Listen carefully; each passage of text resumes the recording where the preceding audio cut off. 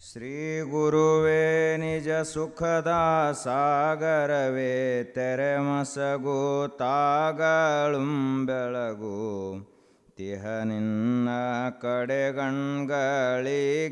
ಸಂತಸವ ನಖಿಳರ್ಗೆ ಜಗದಾದಿ ಬೀಜಂಗೆ ನಿಗಮಾಂತ ವೇದ್ಯಂಗೆ ನಗರಾಜ ಸುತೆಯ ರಮಣಂಗೆ ಶಂಭುವಿಂಗಗಣಿತೋತ್ಸವದಿ ನತನಪ್ಪೆ ಶ್ರೀ ಗುರುವೇ ನಿಜ ಸುಖದ ಸಾಗರವೇ ತೆರೆಮಸಗು ತಾಗಳುಂ ಬೆಳಗು ತಿಹ ನಿನ್ನ ಕಡೆಗಣ್ಗಳಿಗೆ ಸಂತಸವ ನಖಿಳರ್ಗೆ ಶರ್ವಂಗೆ ಸರ್ವಜ್ಞ ಸರ್ವೇಶ ಸರ್ವಾತ್ಮ ಸರ್ವಶಕ್ತಿತ್ವ ಬಹುದಾರ ಬಲದೇನ ಸರ್ವಮಂಗಲಿಗೆ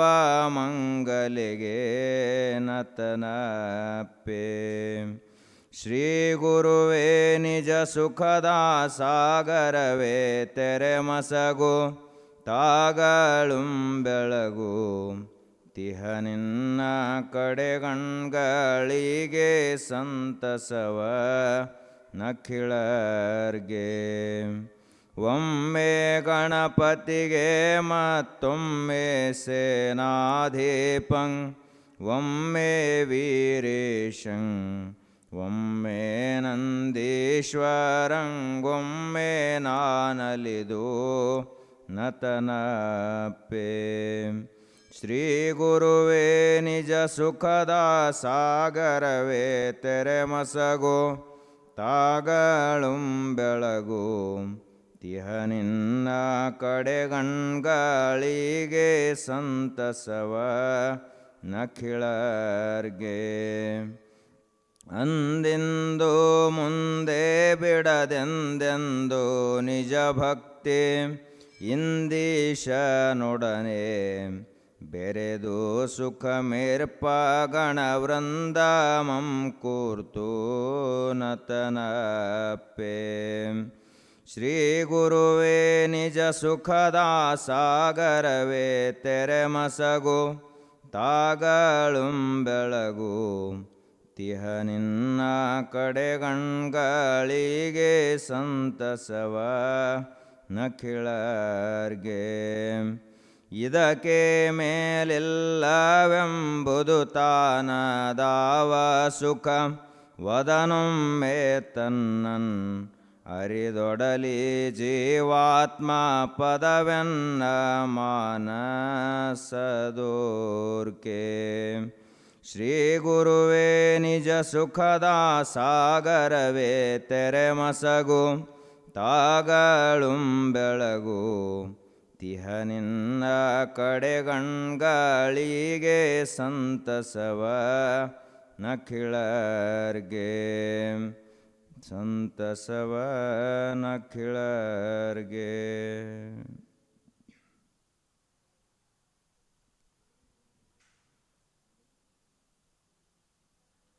ಓಂ ಶ್ರೀ ಗುರು ಬಸವಲಿಂಗಾಯ ನಮಃ.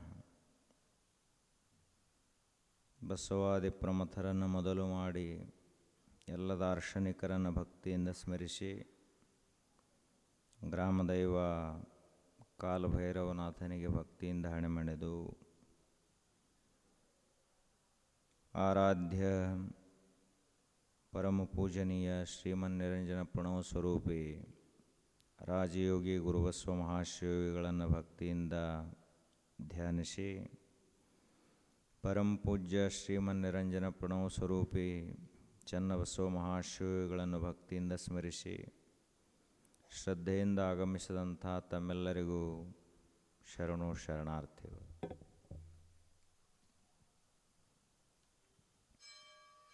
ಭಾರತೀಯ ಸಂಸ್ಕೃತಿಯಲ್ಲಿ ಯಾವ ರೀತಿಯಾಗಿ ನಾವು ಬಾಳಬೇಕು, ನಮ್ಮ ಜೀವನ ಯಾವ ರೀತಿಯಾಗಿರಬೇಕು, ಯಾರನ್ನು ನೋಡಿ ನಾವು ಬದುಕಬೇಕು, ನಮ್ಮ 100 ವರ್ಷದ ಜೀವನ ಅಮೂಲ್ಯವಾಗಬೇಕಾದ್ರೆ, ಫಲಪ್ರದವಾಗಬೇಕಾದ್ರೆ, ಸಾರ್ಥಕವಾಗಬೇಕಾದ್ರೆ ನಾವು ಹೆಂಗೆ ಬದುಕಬೇಕು? ನಮಗೆ ತಿಳಿದಂಗೆ ಬದುಕಿದ್ರೆ ಜೀವನ ಸಾರ್ಥಕ ಆಗ್ತದನೋ, ಅಥವಾ ಯಾರನ್ನಾದರೂ ನೋಡಿ ಬದುಕಿದ್ರೆ ಜೀವನ ಸಾರ್ಥಕ ಆಗ್ತದನೋ? ಜೀವನ ಅಂದರೆ ಏನು? ಜೀವನವನ್ನು ಹೆಂಗೆ ಬದುಕಬೇಕು, ಹೆಂಗೆ ಬಾಳಬೇಕು ಅನ್ನೋದನ್ನು ಬೇರೆ ಬೇರೆ ದೇಶದ ಸಂಸ್ಕೃತಿಗಳು ಬೇರೆ ಬೇರೆ ರೀತಿಯಾಗಿ ಹೇಳ್ತವೆ. ಆದರೆ ನಮ್ಮ ದೇಶದಲ್ಲಿ ಋಷಿಮುನಿಗಳು ಬಹಳ ವ್ಯವಸ್ಥಿತವಾಗಿ ಹಿಂಗೆ ಬಾಳ್ರಿ ಅಂತ ಹೇಳಿದರು. ನಿಮ್ಮ ಆಯುಷ್ಯವನ್ನು ಹಿಂಗೆ ಖರ್ಚು ಮಾಡ್ರಿ. ನೀವು ಈ ರೀತಿಯಾಗಿ ಬದುಕಿದ್ರೆ ನಿಮ್ಮ ಜೀವನಕ್ಕೊಂದು ಬೆಲೆ ಬರ್ತದೆ, ನಿಮ್ಮ ಆಯುಷ್ಯ ಸಾರ್ಥಕವಾಗ್ತದೆ.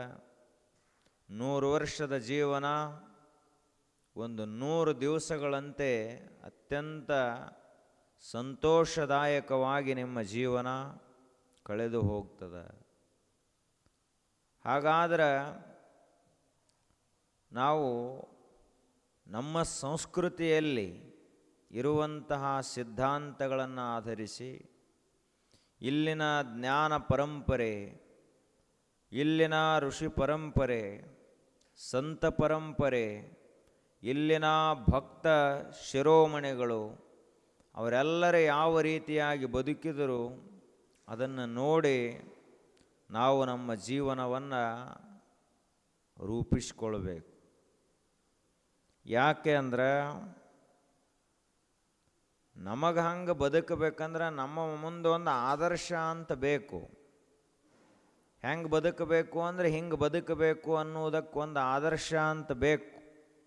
ಅಂತಹ ಆದರ್ಶ ಏನು ಅಂದ್ರೆ ಮಹಾತ್ಮರ ಚರಿತ್ರೆಗಳು, ಸಂತರ ಜೀವನದ ಘಟನೆಗಳು, ಸಾತ್ವಿಕ ಸಜ್ಜನ ಜನರ ಮನಸ್ಸು ನಮ್ಮ ಜೀವನಕ್ಕೆ ಆದರ್ಶ. ಆದ್ದರಿಂದಲೇ ಬಸವಣ್ಣನವರು ಹೇಳಿದರು, ಸಾರ ಸಜ್ಜನರ ಸಂಗ ಲೇಸು ಕಂಡಯ್ಯ, ದೂರ ದುರ್ಜನರ ಸಂಗ ಭಂಗವಯ್ಯ. ಒಬ್ಬ ಕೆಟ್ಟ ಮನುಷ್ಯನ ಸಹವಾಸ ನಮಗೆ ಸಿಕ್ಕಿತು ಅಂದ್ರೆ ನಾವು ಇಡೀ ಜೀವನದಲ್ಲಿ ಏನೇನು ಗಳಿಸಿರ್ತೀವಿ ಎಲ್ಲ ಕಳ್ಕೋಬೇಕಾಗ್ತದೆ. ಜೀವನದಲ್ಲಿ ನಾವು ಬರೀ ರೊಕ್ಕ ರೂಪಾಯಿ ಅಷ್ಟೇ ಗಳಿಸುವುದಿಲ್ಲ, ಒಳ್ಳೆಯ ಗುಣಗಳನ್ನು ಗಳಿಸಿರ್ತೀವಿ, ಒಳ್ಳೆಯ ಸ್ವಭಾವವನ್ನು ಗಳಿಸಿರ್ತೀವಿ, ಜ್ಞಾನವನ್ನು ಗಳಿಸಿರ್ತೀವಿ, ಸಂಸ್ಕಾರವನ್ನು ಗಳಿಸಿರ್ತೀವಿ, ಅನೇಕ ರೀತಿಯಾದಂಥ ಬೌದ್ಧಿಕ ಯುಕ್ತಿಗಳನ್ನು ಗಳಿಸಿರ್ತೀವಿ, ಸಚ್ಚಾರಿತ್ರ್ಯವನ್ನು ಗಳಿಸಿರ್ತೀವಿ. ಇದೆಲ್ಲವನ್ನು ಒಬ್ಬ ದುಷ್ಟ ಮನುಷ್ಯನ ಸಹವಾಸ ಆಯಿತು ಅಂದರೆ ಎಲ್ಲ ಕಳ್ಕೋಬೇಕಾಗ್ತದೆ.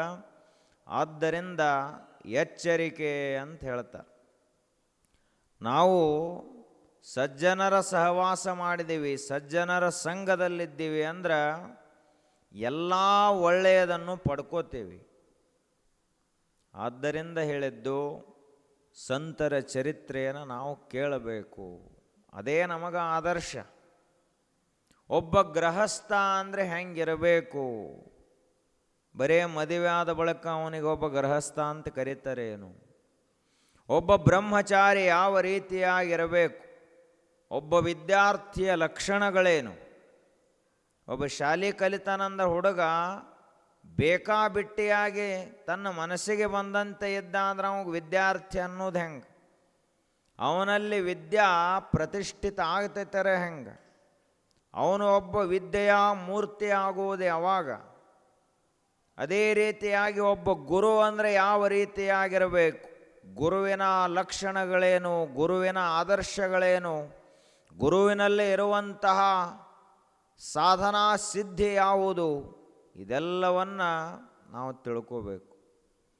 ಒಬ್ಬ ಹಿರಿಯರು ಅಂದರೆ ಯಾವ ರೀತಿಯಾಗಿರಬೇಕು? ಯಾರಿಗೆ ಹಿರಿಯರು ಅಂತ ಕರೀತಾರೆ? ಇವೆಲ್ಲ ಆದರ್ಶಗಳು. ಒಬ್ಬ ಗೃಹಿಣಿ ಯಾವ ರೀತಿಯಾಗಿರಬೇಕು? ಯಾರಿಗೆ ಗೃಹಿಣಿ ಅಂತ ಕರೀತಾರೆ, ಇದರ ಕುರಿತಾಗಿ ಹೇಳ್ತಾ ಹೋಗ್ತಾರೆ ನಮ್ಮ ಸಂಸ್ಕೃತಿಯಲ್ಲಿ. ಗೃಹಸ್ಥ ಅಂದರೆ ಹೆಂಗಿರಬೇಕವ? ಅದಕ್ಕೊಂದು ದೊಡ್ಡ ಆದರ್ಶ. ಎಲ್ಲಕ್ಕಿಂತ ದೊಡ್ಡ ಜವಾಬ್ದಾರಿ ಯಾವುದು? ಬ್ರಹ್ಮಚಾರಿಯದು 25 ವರ್ಷ ಅಭ್ಯಾಸ ಮಾಡೋದು ಅವನ ಕೆಲಸ ಇರ್ತದೆ. ಅಲ್ಲಿ ಪ್ರಾಪಂಚಿಕ ಸಮಸ್ಯೆಗಳಿರುವುದಿಲ್ಲ. ಗುರುಗಳು ಕಲಿಸ್ತಿರ್ತಾರೆ, ಗುರುಗಳು ಪರೀಕ್ಷೆ ಮಾಡಿ ಅವನನ್ನು ತಯಾರು ಮಾಡ್ತಿರ್ತಾರೆ. ಅವನಿಗೆ ಗುರು ಬಲ ಇರ್ತದೆ. ಗುರುವಿನ ಸಾನ್ನಿಧ್ಯದಲ್ಲಿ ಒಬ್ಬ ಶಿಷ್ಯ ತಯಾರಾಗ್ತಾ ಇರ್ತಾನೆ. ಆದ್ರೆ ಗೃಹಸ್ಥ ಜೀವನ ಹಾಗಲ್ಲ. ಅನೇಕ ರೀತಿಯಾದಂತಹ ಪರಿಸ್ಥಿತಿಗಳು ಜೀವನದಲ್ಲಿ ಎದುರಾಗ್ತಾವೆ. ಕಷ್ಟ ನಷ್ಟಗಳು, ತೊಂದರೆಗಳು ಬರ್ತಾವೆ. ಅವೆಲ್ಲ ಬಂದಾಗ ಯಾವ ರೀತಿಯಾಗಿ ನಾನು ಅದನ್ನು ಎದುರಿಸಬೇಕು ಅನ್ನುವಂಥ ಮನೋಬಲ ಅವನಿಗೆ ಬರಬೇಕಾದ್ರೆ ಗೃಹಸ್ಥ ಧರ್ಮದ ನಿಯಮಗಳನ್ನು ನಾವು ಪಾಲಿಸಬೇಕಾಗುತ್ತದೆ. ಲಗ್ನ ಆದವರೆಲ್ಲರೂ ಗೃಹಸ್ಥರಲ್ಲ, ಎಲ್ಲರೂ ಸುಖಿಗಳಾಗಿ ಇರ್ತಾರಂತ ಹೇಳಕ್ಕಾಗುವುದಿಲ್ಲ. ಯಾಕೆ ಅಂದ್ರೆ ನಿಯಮಗಳನ್ನು ಪಾಲಿಸುವುದಿಲ್ಲ. ಆ ನಿಯಮಗಳನ್ನು ಹೇಳ್ತಾರೆ. ಏಕ ಪತ್ನಿ ವ್ರತಸ್ಥನಾಗಿರಬೇಕು ಪತಿಯಾದಂಥವ, ಸತಿಯಾದಂಥವಳು ಏಕ ಪತಿ ವ್ರತಸ್ಥೆಯಾಗಿರಬೇಕು. ಇದು ಗೃಹಸ್ಥ ಧರ್ಮದ ಅತ್ಯಂತ ಪ್ರಧಾನವಾದಂತಹ ನಿಯಮ. ಆ ಬಳಿಕ ಅವನು ಪರಿಶ್ರಮಿಯಾಗಿರಬೇಕು, ಅವನು ಸಮಾಧಾನಿಯಾಗಿರಬೇಕು, ದೂರದೃಷ್ಟಿಯನ್ನು ಹೊಂದಿದಂಥವನಾಗಿರಬೇಕು, ಸಮಾಜದ ಆಗು ಹೋಗುಗಳಲ್ಲಿ ಭಾಗವಹಿಸಬೇಕು, ದಾನ ಧರ್ಮವನ್ನು ಮಾಡಬೇಕು, ಪುಣ್ಯದ ಕಾರ್ಯಗಳನ್ನು ಮಾಡಬೇಕು, ಲೋಕೋಪಕಾರಿಯಾಗಿ ಬದುಕಬೇಕು. ಇದು ಒಬ್ಬ ಗೃಹಸ್ಥನ ಧರ್ಮ. ಇದಕ್ಕೇನಂತರ ಆದರ್ಶ ಗೃಹಸ್ಥರು ಅಂತ ಕರೀತಾರೆ. ಅದೇ ರೀತಿಯಾಗಿ ಎಲ್ಲರಿಗೂ ಆದರ್ಶವನ್ನು ಹೇಳಿದರು. ಬರೀ ಇಷ್ಟು ಹೇಳಿದರೆ ಹೆಂಗೆ ಸಾಕಾಗ್ತದ? ನಮಗೆ ಇನ್ನೂ ತಿಳ್ಕೊಳಕ್ಕಾಗ್ತಾ ಇಲ್ಲ ಅಂದ್ರೆ, ಗೃಹಸ್ಥನಾದ್ರ ಶ್ರೀರಾಮಚಂದ್ರ ಸೀತಾದೇವಿ ಹಂಗೆ ನೀನು ಬದುಕು, ಅದಕ್ಕೆ ಆದರ್ಶ ಗೃಹಸ್ಥ ಜೀವನ ಅಂತ ಕರೀತಾರೆ. ಹೆಂಗಿರಬೇಕು ಒಬ್ಬ ಪತಿ ಅಂದ್ರೆ ರಾಮಚಂದ್ರನಂತೆ ಇರಬೇಕು. ಒಬ್ಬ ಸತಿ ಹೇಗಿರಬೇಕು ಅಂದ್ರೆ ಸೀತಾದೇವಿಯಂತೆ ಇರಬೇಕು. ರಾಮ ವನವಾಸಕ್ಕೆ ಹೊರಟು ನಿಂತಾಗ ಸೀತಾಗೇನ ಆ ವನವಾಸದ ನಿಯಮ ಹಾಕಿರಲಿಲ್ಲ ದಶರಥ ಮಹಾರಾಜ. ಯಾರು ಹೋಗೋದಿತ್ತು? ಬರೀ ರಾಮಷ್ಟ ಹೋಗೋದಿತ್ತು. ಆದರೆ ಸೀತಾದೇವಿ ಏನಂದ್ಲು? ಯತ್ರ ರಾಮ ತತ್ರ ಅಯೋಧ್ಯ. ಎಲ್ಲಿ ರಾಮದನಲ್ಲ ಅಲ್ಲೇ ಅಯೋಧ್ಯ ಅದ. ಒಮ್ಮೆ ಅಗ್ನಿಸಾಕ್ಷಿಯಾಗಿ ಪಾಣಿಗ್ರಹಣ ಮಾಡಿದ ಬಳಿಕ, ಕೈ ಹಿಡಿದ ಬಳಿಕ ಮುಗಿತ್ತು. ವನವಾಸಕ್ಕಾದರೂ ನಾನು ಅಲ್ಲಿ ಹೋಗುವಾಕೆ ಅಂತ ಯಾರು ಹೇಳಿದರು? ಸೀತಾದೇವಿ. ಹೀಗ ಆದರ್ಶ ಗೃಹಸ್ಥರಿವರು. ಅದೇ ರೀತಿಯಾಗಿ ಆದರ್ಶ ಅಣ್ಣ ತಮ್ಮಂದಿರು. ಅಣ್ಣತಮ್ಮರು ಹೆಂಗಿರಬೇಕು? ತಮಗೆ ತಿಳಿದಂಗಿದ್ರೆ ಅಣ್ಣತಮ್ಮರತ್ ಕರೀತಾರೆ ಏನು? ಈಗಿನ ಕಾಲದಲ್ಲಿ ಅಣ್ಣ ತಮ್ಮಂದಿರು ಸಹೋದರರು ಹೆಂಗಾಗ್ಯಾರ ಅಂದ್ರೆ ಬರೇ ಜಗಳ ಗಂಟ್ರಾಗ್ಯಾರ. ಕೋರ್ಟ್ನಾಗಿರೋ ಕೇಸ್ ಯಾರೂ ಹೆಚ್ಚದಾವ ಅಂದ್ರೆ ಅಣ್ಣತಮ್ಮರ ಕೇಸ್ ಹೆಚ್ಚದಾವ. ಮತ್ತು ಯಾರವರು? ಯಾರೋ ಬೇರೆ ಬೇರೆದವರಲ್ಲ, ಎಲ್ಲ ಅಣ್ಣ ತಮ್ಮಂದಿರೇ ಅದಾರ. ಒಂದೇ ತಾಯಿನೇ ಇವರಿಗೆ ಕೈ ತುತ್ತ ಮಾಡಿ ಉಣ್ಸಾಳ ಇಬ್ಬರಿಗೆ ಒಂದ ತಾಟ್ನ್ಯಾಗ. ಇವರಿಬ್ಬರಿಗೆ ಒಂದ ಜೋಡ ಅರಿವೆಯನ್ನು, ಒಂದ ಥರ ಇದ್ದಂಥ ಅರಿವಿ ತಂದ ಇವರಿಗೆ ತೊಡಿಸಾಳ. ಅದೇ ರೀತಿಯಾಗಿ ಒಂದ ಸಾಲ್ಯಾಗ ಸಾಲಿ ಕಲಿಸ್ಯಾರ ಇವರಿಗೆ. ಇಷ್ಟೆಲ್ಲ ಮಾಡಿಸಿದರೂ ಕೂಡ ಇವತ್ತು ನಮ್ಮ ದೇಶದಲ್ಲಿ ಅತಿ ಹೆಚ್ಚು ಕೇಸ್ ಯಾವುದಾವು ಕೋರ್ಟ್ನಲ್ಲಿ ಅಂದ್ರೆ ಅಣ್ಣತಮ್ಮಂದ್ರಿಗೆ ಕೇಸುಗಳದಾವು. ಅಂದರೆ ಎಲ್ಲೋ ತಪ್ಪೇದಿವಂತ ಅರ್ಥ ಆಯ್ತು ನಾವೆಲ್ಲರೂ. ನಾವು ಋಷಿಗಳ ದೇಶದಲ್ಲಿರೋಂಥವರು ನಾವ ಈ ರೀತಿಯಾಗಿ ಜಗಳಾಡ್ಕೋತ ಕೂತ್ರೆ ಜಗತ್ತಿಗೇನು ಬುದ್ಧಿ ಹೇಳೋರು? ಅಣ್ಣ ತಮ್ಮಂದಿರು ಯಾವ ರೀತಿಯಾಗಿರಬೇಕು ಅನ್ನೋದೇ ನಮಗೆ ಗೊತ್ತಿಲ್ಲ ಅಂದ್ರೆ ಇನ್ನು ನಾವು ಯಾವ ಗುಡಿಗೆ ಹೋಗಿರೆ ಏನು ಉಪಯೋಗದ, ಯಾವ ಮಠಕ್ಕರೆ ಹೋಗಿ ಏನು ಉಪಯೋಗದ? ಸ್ವತಃ ತನ್ನ ತಮ್ಮನೇ ತನಗೆ ಒಬ್ಬ ಶತ್ರುವಿನಂತೆ ಕಂಡ ಅಂದ್ರೆ, ಅಣ್ಣನೇ ಒಬ್ಬ ಅತ್ಯಂತ ಕಡು ವೈರಿಯಂತೆ ಕಂಡ ಅಂದ್ರೆ, ಇನ್ನವ ಯಾವ ಧರ್ಮದ ಕಾರ್ಯವನ್ನು ಮಾಡಿ ಅಂಥ ಪುಣ್ಯ ಪಡ್ಕೊಳ್ಳೋವದಾನ? ಊರು ಸುಧಾರಣೆ ಮಾಡೋದು ಬಿಡೋದು ಮೊದಲು. ಓಣಿ ಏನ್ಯಾಕಾಗವಲ್ಲ, ಮೊದಲು ನಿಮ್ಮ ಮನೆಯಲ್ಲಿ ನಿಮ್ಮ ತಮ್ಮ ನಿಮಗೆ ತಮ್ಮಾಗಿ ಕಾಣಬೇಕು, ನಿಮ್ಮ ಅಣ್ಣ ನಿಮಗೆ ಅಣ್ಣಾಗಿ ಕಾಣಬೇಕು. ಇದು ಈ ಕಡೆ ಸಂಬಂಧ ಬರಂಗಿಲ್ಲ, ಇದು ಈ ಕಡೆ ಹೆಚ್ಚು ಬರ್ತೈತಿ. ಯಾಕಂದ್ರೆ ಅವರು ಎಂದೂ ಅಕ್ಕ ತಂಗಿಯಾರ ಜಗಳ ಭಾಳ ಕೋರ್ಟಿಗೆ ಹೋದದ್ದು ಇಲ್ಲ. ಯಾಕಂದ್ರೆ ಅವರು ಸಾಮಾನ್ಯವಾಗಿ ಭಾವನಾ ಜೀವಿಗಳಿರ್ತಾರೆ, ಜಗಳಾಡೋದು ಕಡಿಮೆ. ಜಗಳಾಡ್ತಾರೆ ಎಲ್ಲಿ ಬೇಕಲ್ಲಿ, ಆದರೆ ಈ ವಿಷಯದಾಗ ಜಗಳಾಡೋದಿಲ್ಲ. ಅದಕ್ಕೆ ಇದನ್ನು ನಾವೆಲ್ಲರೂ ಅರ್ಥ ಮಾಡಿಕೊಳ್ಳಬೇಕು. ಅಣ್ಣ ತಮ್ಮಂದಿರಂದರೆ ಹೆಂಗಿರಬೇಕು,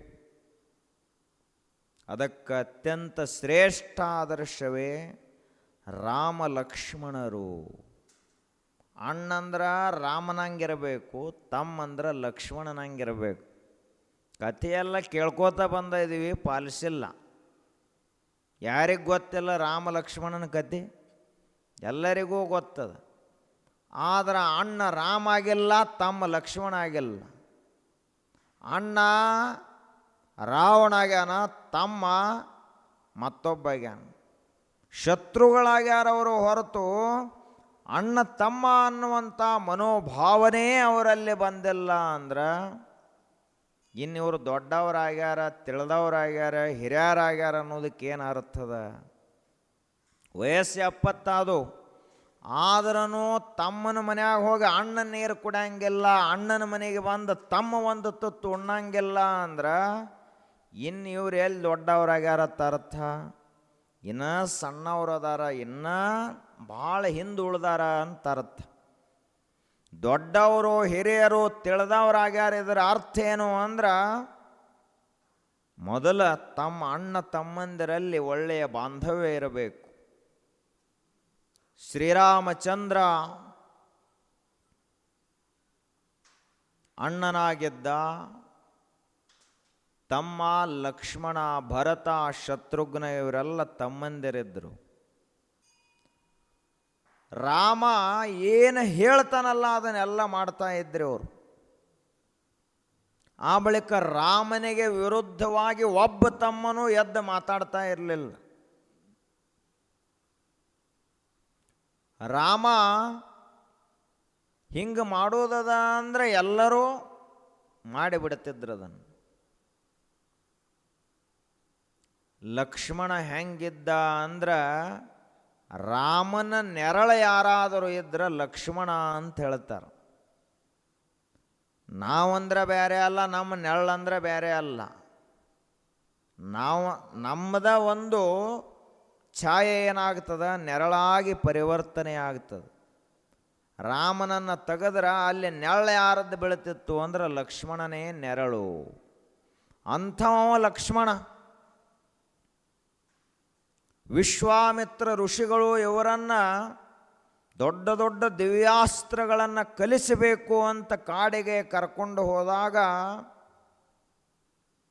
ರಾಮ ಲಕ್ಷ್ಮಣರಿಬ್ಬರು ಕೂಡಿ ವಿಶ್ವಾಮಿತ್ರ ಋಷಿಗಳ ಪಾದ ಸೇವೆಯನ್ನು ಮಾಡ್ತಾ ಇದ್ದರು ರಾತ್ರಿ. ಅವಾಗ ಗುರುಗಳು ವಿಶ್ರಾಂತಿ ಆದ ಬಳಿಕ ಲಕ್ಷ್ಮಣ ಬಂದ ರಾಮನ ಪಾದ ಒತ್ತಾ ಇದ್ದ. ರಾಮನ ಪಾದ ಸೇವೆಯನ್ನು ಲಕ್ಷ್ಮಣ ಮಾಡುತ್ತಿದ್ದ. ಆಗ ತಮ್ಮ ಸಾಕೆನ್ನು ಹೋಗಿ ಮಲ್ಕೋ ಅಂತ ಹೇಳಿದ್ರೂ ಭಾಳೊತ್ತವರೆಗೆ ಪಾದ ಸೇವೆಯನ್ನು ಮಾಡಿ ರಾಮ ಮಲ್ಕೊಂಡ ಬಳಿಕ ಲಕ್ಷ್ಮಣ ಮಲ್ಕೋತಿದ್ದಲ್ಲ. ಇದಕ್ಕೇನಂತಾರೆ, ಅಣ್ಣ ತಮ್ಮಂದಿರು ಹಿಂಗಿರಬೇಕು ಅಂತ ಹೇಳ್ತಾರೆ. ಹಂಗಿದ್ರವರು. ರಾಮ ಊಟ ಮಾಡಿದ ಬಳಿಕ ಲಕ್ಷ್ಮಣ ಮಾಡುತ್ತಿದ್ದ. ಆ ಬಳಿಕ ಮುಂದೆ ಈ ವನವಾಸಕ್ಕೆ ರಾಮ ಹೋಗುವಂಥ ಪ್ರಸಂಗ ಬಂತು. ಬಂದಾಗ ರಾಮ ಹೊರಟು ನಿಂತ, ಅವನ ಜೊತೆಗೆ ಸೀತಾದೇವಿ ಹೊರಟು ನಿಂತಲು. ಅದೊಂದು ಗೃಹಸ್ಥ ಧರ್ಮದ ರೀತಿ ನೀತಿ ಪ್ರಕಾರ ಇತ್ತು. ಲಕ್ಷ್ಮಣಗೇನು ಸಂಬಂಧ ಇತ್ತು? ಏನೂ ಇಲ್ಲ, ಆರಾಮವಾಗಿ ಅರಮನೆಯಲ್ಲೇ ಇರಬಹುದಾಗಿತ್ತು, ರಾಜಕುಮಾರನೇ ಇದ್ದ. ಆದ್ರೆ ನನ್ನ ಅಣ್ಣ ಕಾಡಿಗೆ ಹೊರಟಾನಂದ ಬಳಿಕ ನನಗೆ ರಾಜ್ಯ ವೈಭವವನ್ನು ತಗೊಂಡು ಮಾಡುವುದೇನದ ಅಂತ ತಿಳಿದುಕೊಂಡು ಅದೇ ಕ್ಷಣಕ್ಕೆ ರಾಮನ ಜೊತೆಗೆ ವನವಾಸಕ್ಕೆ ಹೊರಟು ನಿಂತ. ಆಗ ರಾಮಚಂದ್ರ ಹೇಳಿದ, ನೋಡಪ್ಪ ತಮ್ಮ, ನಾ ಕಾಡಿಗೆ ಹೊಂಟನಿ, ನನಗಿದು ತಂದೆಯ ಆಜ್ಞೆ ಅದ, ಅದನ್ನು ಪಾಲಿಸುವುದು ನನ್ನ ಧರ್ಮ.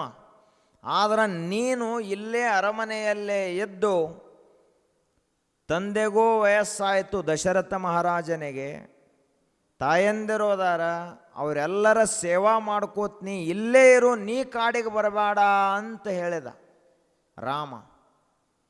ಅವಾಗ ಲಕ್ಷ್ಮಣ ಹೇಳ್ತಾನ, ನನ್ನ ಪಾಲಿಗೆ ತಂದೆ ತಾಯಿ ಬಂಧು ಬಳಗ ಎಲ್ಲ ಯಾರು ಅಂದ್ರೆ ಅಣ್ಣನೇ ಅದಾನ ಹೊರತು ಮತ್ತಾರು ನನಗಿಲ್ಲ ಅಂತ ಅವನು ಕಾಡಿಗೆ ಹೊರಟು ನಿಂತು ಬಿಟ್ಟು. ಆ ಬಳಿಕ ಕಾಡಿಗೆ ಹೋದಾಗ ಅಲ್ಲಿಯೂ ಹಾಗೇನ ಗುಡಿಸಲ ಕಟ್ಟವ ಲಕ್ಷ್ಮಣ. ಆ ಬಳಿಕ ಅವರಿಗೆಲ್ಲ ಅಡಿಗೆ ತಯಾರು ಮಾಡುವುದಾಗಲಿ, ರಾತ್ರಿ ಅವರನ್ನು ರಕ್ಷಣೆ ಮಾಡುವುದಾಗಲಿ ಎಲ್ಲವನ್ನ ಮಾಡಿದಂಥವ ಯಾರು ಅಂದ್ರೆ ಲಕ್ಷ್ಮಣ. ರಾಮನನ್ನು ನಾವು ಕಲ್ಪನಾ ಮಾಡ್ಕೋಬೋದು, ಆದರೆ ಲಕ್ಷ್ಮಣನನ್ನು ಕಲ್ಪನಾ ಮಾಡ್ಕೊಳ್ಳೋದು ಭಾಳ ಕಷ್ಟದ. ಯಾಕೆ ಅಂದ್ರೆ ನಮಗೆ ರಾಮ ಅಂದರೆ ಏನಂತ ಗೊತ್ತದ, ಲಕ್ಷ್ಮಣ ಅಂದರೆ ಏನಂತ ತಿಳ್ಕೋಬೇಕಾಗಿತ್ತು ಅಂದ್ರೆ ನಾವು ಆ ರೀತಿ ಆಗಬೇಕಾಗ್ತದೆ. ಅವಾಗ ಲಕ್ಷ್ಮಣ ಅಂದರೆ ಏನಂತ ಗೊತ್ತಾಗ್ತಾನೆ. ಲಕ್ಷ್ಮಣ ಅಂದ್ರೆ ಜಗತ್ತಿನ ದೃಷ್ಟಿಯಲ್ಲಿ ಮರೆಯಾಗಿ ನಿಂತು ಸೇವೆಯನ್ನು ಮಾಡಿದಂಥ ಮಹಾತ್ಮ. ಅವಂದು ಲಗ್ನ ಆಗಿತ್ತು. ಊರ್ಮಿಳಾಗೆ ಹೇಳ್ದ, ನೀ ಇಲ್ಲೇ ಅರಮನೆಯಲ್ಲೇ ಇರಬೇಕು, ನೀ ನನ್ನ ಜೊತೆ ಬರೋ ಹಾಗಿಲ್ಲ. ನಾನು ಕಾಡಿಗೆ ಯಾಕೆ ಹೊಂಟನೆ ಅಂದ್ರೆ ಅಣ್ಣನ ಸೇವೆ ಮಾಡುವ ಸಲುವಾಗಿ ಹೊಂಟೇನೆ. ನೀನು ಇಲ್ಲೇ ಇದ್ದು ತಂದೆ ತಾಯಿಯ ಸೇವೆಯನ್ನು ಮಾಡು, ಆದರೆ ನಾ ಹೋಗಿ ಬರುತ್ತೇನೆ ಅಂತ ಒಬ್ಬನೇ ರಾಮ ಸೀತಾದೇವಿಯರ ಸೇವೆಗಾಗಿ ಬಂದ. ಆನಂತರದಲ್ಲಿ ಸೀತಾ ಅಪಹರಣ ಆಯಿತು. ಆದ ಬಳಿಕ ಸೀತಾ ಪರಿಶೋಧಕ್ಕಾಗಿ ಸೀತಾ ಎಲ್ಲದಾಳ ಅಂತ ಹುಡುಕ್ಯಾಡೋ ಸಲುವಾಗಿ ರಾಮ ಲಕ್ಷ್ಮಣ ಎಲ್ಲ ಹುಡುಕ್ಯಾಡ್ಕೋತ ಹೋದರು. ಹೋದಾಗ ಸುಗ್ರೀವ ಕಿಷ್ಕಿಂಧ ಪಟ್ಟಣದಲ್ಲಿ ಇದ್ದ. ಅವನು ಇವುಗಳನ್ನು ನನ್ನ ಕಡೆಗೆ ತಂದು ಕೊಟ್ಟಾರ ಸೈನಿಕರು, ಇವು ಒಬ್ಬ ಮಹಿಳೆಯ ಆಭರಣಗಳದಾವ, ಇವುಗಳನ್ನು ತಗೋರಿ, ಇವು ಯಾರು ಅದಾವ ನೋಡ್ರಿ ಏನೇನ ಅಂತ ಕೊಟ್ಟ ಸುಗ್ರೀವ. ರಾಮಚಂದ್ರ ಅವುಗಳನ್ನು ಲಕ್ಷ್ಮಣಗೆ ತೋರಿಸಿದ. ಏನಪ್ಪ ಇವು ಏನೇನು ಆಭರಣಗಳದಾವಲ್ಲ ನೋಡಿ, ಇವು ಸೀತಾನೂ ಅದಾವೋ ಅಲ್ಲೋ. ಆಗ ಲಕ್ಷ್ಮಣ ಒಂದು ಮಾತನ್ನು ಬಹಳ ಚೆನ್ನಾಗಿ ಹೇಳಿದ. ಅದನ್ನು ಪ್ರತಿಯೊಬ್ಬ ಪುರುಷನೂ ಕೂಡ ನೆನಪಿಟ್ಕೋಬೇಕು ಅಂತಹ ಮಾತು. ನಾಹಂ ಜಾನಾಮಿ ಕೇಯೂರೆ, ನಾಹಂ ಜಾನಾಮಿ ಕುಂಡಲೆ, ಅಹಂ ತೋ ಅಭಿಜಾನಾಮಿ ನಿತ್ಯಂ ಪಾದಾಭಿವಂದನಾತ್ ನೂಪುರೇ ತ್ವಭಿಜಾನಾಮಿ. ಲಕ್ಷ್ಮಣ ಹೇಳಿದ, ಆಭರಣಗಳು ಹಲವಾರು ಇರ್ತಾವೆ, ತಾಯಂದಿರ ಆಭರಣಗಳು, ಅವ ರಾಮ ತೋರಿಸಿದ. ಇವು ನೋಡಪ್ಪ ಯಾವುದಾವ ಇದ್ರಾಗ ಅಂತ ಕೇಳಿದ. ಅವಂದ ಈ ಕೊರಳಲ್ಲಿನ ಹಾರ ಏನದಲ್ಲ ಇದು ಯಾರ್ದದ ನನಗೆ ಗೊತ್ತಿಲ್ಲ. ಆ ಬಳಿಕ ಆ ತಾಯಿಯ ಉಂಗುರ ಇವೇನದಾವಲ್ಲ ಇವು ನನಗೇನದಾವಂತ ಗೊತ್ತಿಲ್ಲ. ಕರ್ಣಕುಂಡಲಗಳದಾವ ಅವು ನನಗೆ ಗೊತ್ತಿಲ್ಲ ಯಾರೂ ಅದಾವಂಥೇಳಿ. ಆದ್ರೆ ಕಾಲುಂಗರ ಮಾತ್ರ ನಾನು ಸೀತಾದೇವಿಯದೇ ಅಂತ ಹೇಳ್ತೀನಿ. ಯಾಕೆ ಅಂದ್ರೆ ದಿನಂಪ್ರತಿಯಾಗಿ ತಾಯಿಗೆ ನಮಸ್ಕಾರ ಮಾಡೋ ಮುಂದೆ ಸೀತಾನ ಪಾದ ನೋಡ್ತಿದ್ನಿ, ಅಷ್ಟ ನನಗೆ ಗೊತ್ತದ ಅಂತ ಹೇಳಿ. ನಿತ್ಯಂ ಪಾದಾಭಿವಂದನಾತ್. ತನ್ನ ಅಣ್ಣನ ಹೆಂಡತಿ ತನ್ನ ತಾಯಿಗೆ ಸಮಾನ ಅಂತ ನೋಡುವಂಥ ಭಾರತೀಯ ಧರ್ಮಶಾಸ್ತ್ರ ಹೇಳ್ತದೆ. ಅಣ್ಣನನ್ನ ಪಿತೃ ಸಮಾನ ಅಂತ ನೋಡುವಂತ ಹೇಳ್ತದೆ. ಅದೇ ರೀತಿಯಾಗಿ ಅಣ್ಣನ ಹೆಂಡತಿಯನ್ನು ತಾಯಿಯ ಸಮಾನ ನೋಡುವಂತ ನಮ್ಮ ಸಂಸ್ಕೃತಿ ಹೇಳ್ತದೆ. ಆ ಪ್ರಕಾರವಾಗಿ ಸೀತಾಮಾತೆಯ ಮುಖವನ್ನೇ ನೋಡದೆ ಬರೀ ಪಾದವಂದನೆ ಮಾಡಿದ್ದರಿಂದ ಕಾಲುಂಗುರ ಅಷ್ಟ ಗುರುತು ಹಿಡಿದೆವ. ಆಗ ಶ್ರೀರಾಮಚಂದ್ರ ಆಶ್ಚರ್ಯಚಕಿತನಾಗುತ್ತಾನೆ. ಎಂಥ ಲಕ್ಷ್ಮಣ ಅದಾನೇವ. ಆ ಬಳಿಕ ಮುಂದ ದೊಡ್ಡ ಯುದ್ಧ ನಡೀತು. ರಾಮ ರಾವಣರ ಯುದ್ಧ ಸಾಮಾನ್ಯ ಯುದ್ಧ ಅಲ್ಲ. ಇಡೀ ಜಗತ್ತಿನಲ್ಲಿ ನಡೆದಂಥ ಅತ್ಯಂತ ದೊಡ್ಡ ಯುದ್ಧ ಯಾವುದಾದ್ರೂ ಒಂದಿತ್ತು ಅಂದ್ರೆ ಮೊಟ್ಟ ಮೊದಲನೆಯದು ದೇವಾಸುರ ಸಂಗ್ರಾಮ. ರಾಕ್ಷಸರು ಮತ್ತು ದೇವತೆಗಳ ನಡುವೆ ಯುದ್ಧ ನಡೀತು. ಎರಡನೆಯ ಅತ್ಯಂತ ಭಯಂಕರವಾದ ಯುದ್ಧ ಅಂದ್ರೆ ರಾಮ ಮತ್ತು ರಾವಣರ ನಡುವೆ ನಡೆದಂಥ ಯುದ್ಧ. ಅದು ಕೂಡ ಎದರ ಸಲುವಾಗಿ ನಡೀತು ಅಂದ್ರೆ ಧರ್ಮ ಮತ್ತು ಅಧರ್ಮದ ಸಲುವಾಗಿ ನಡೆದಂತಹ ಯುದ್ಧ.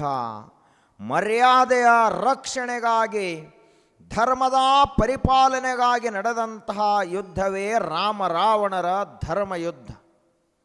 ಆ ಯುದ್ಧದಲ್ಲಿ ರಾವಣನಿಗೆ ಒಬ್ಬ ಮಗ ಇದ್ದ. ಮೇಘನಾದ ಅಂತ ಅವನ ಹೆಸರು. ಇಂದ್ರಜಿತ ಅಂತ ಅವನಿಗೆ ಕರೀತಾರೆ. ಇಂದ್ರನನ್ನೇ ಗೆದ್ದಂಥವ. ಅಂತಹ ಇಂದ್ರಜಿತನನ್ನು ಗೆಲ್ಲಬೇಕಾದ್ರೆ ಲಕ್ಷ್ಮಣನನ್ನು ಬಿಟ್ಟರೆ ಯಾರಿಗೂ ಸಾಧ್ಯ ಇರಲಿಲ್ಲ. ಯಾಕೆ ಅಂದ್ರೆ ಯಾವಾತನು 14 ವರ್ಷಗಳವರೆಗೆ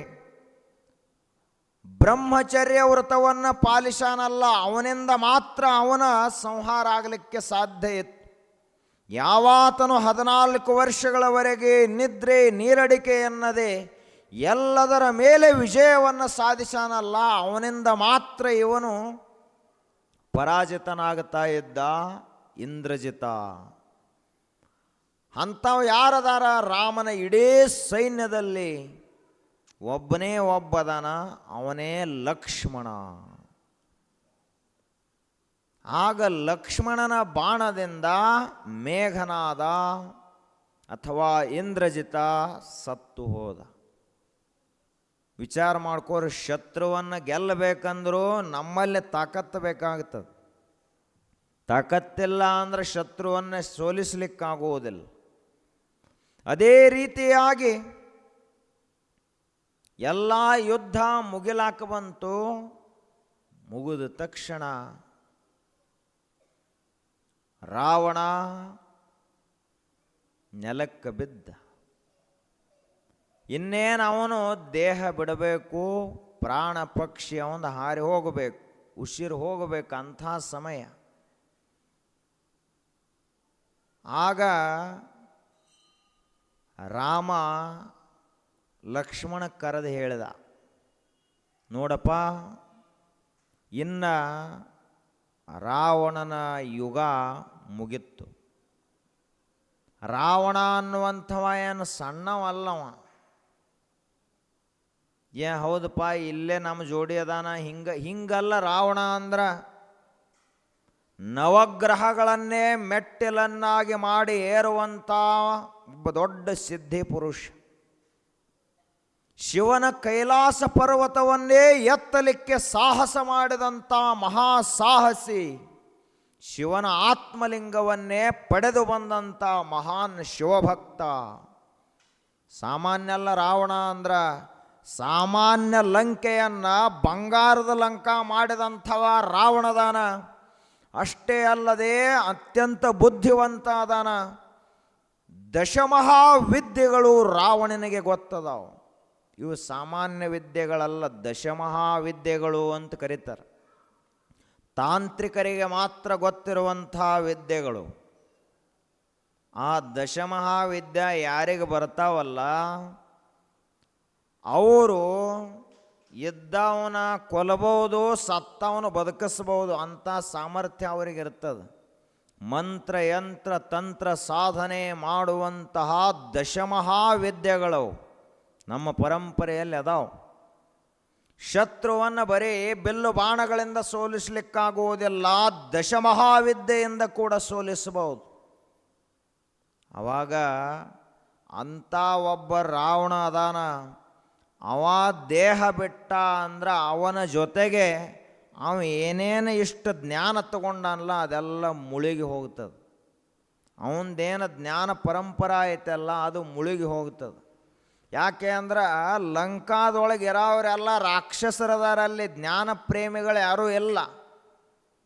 ಎಲ್ಲ ತಾಮಸಿ ಜನ ಅದಾರ. ಬರೀ ಉಣ್ಣುವುದು ತಿನ್ನುವುದು, ಹೋರಾಟ ಮಾಡುವುದು, ಜಗಳ ಮಾಡುವುದು, ಮಲಗಾವ್ರದಾರ. ಜ್ಞಾನ ತಗೋಬೇಕನ್ನೋರು ಯಾರೆಲ್ಲ. ಆದ್ದರಿಂದ ಇಂದ ರಾವಣ ಸತ್ತ ಅಂದ್ರೆ ಅವನ ಜೊತೆಗೆ ಇದೆಲ್ಲ ಮರೆಯಾಗಿ ಹೋಗುತ್ತದೆ.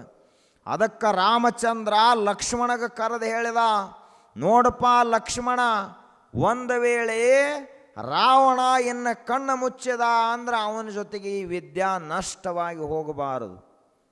ಈ ಜಗತ್ತಿನಲ್ಲಿ ಅತ್ಯಂತ ದೊಡ್ಡ ಹಾನಿ ಯಾವುದಾದ್ರೂ ಒಂದಿತ್ತು ಅಂದ್ರೆ ಜ್ಞಾನದ ಹಾನಿ.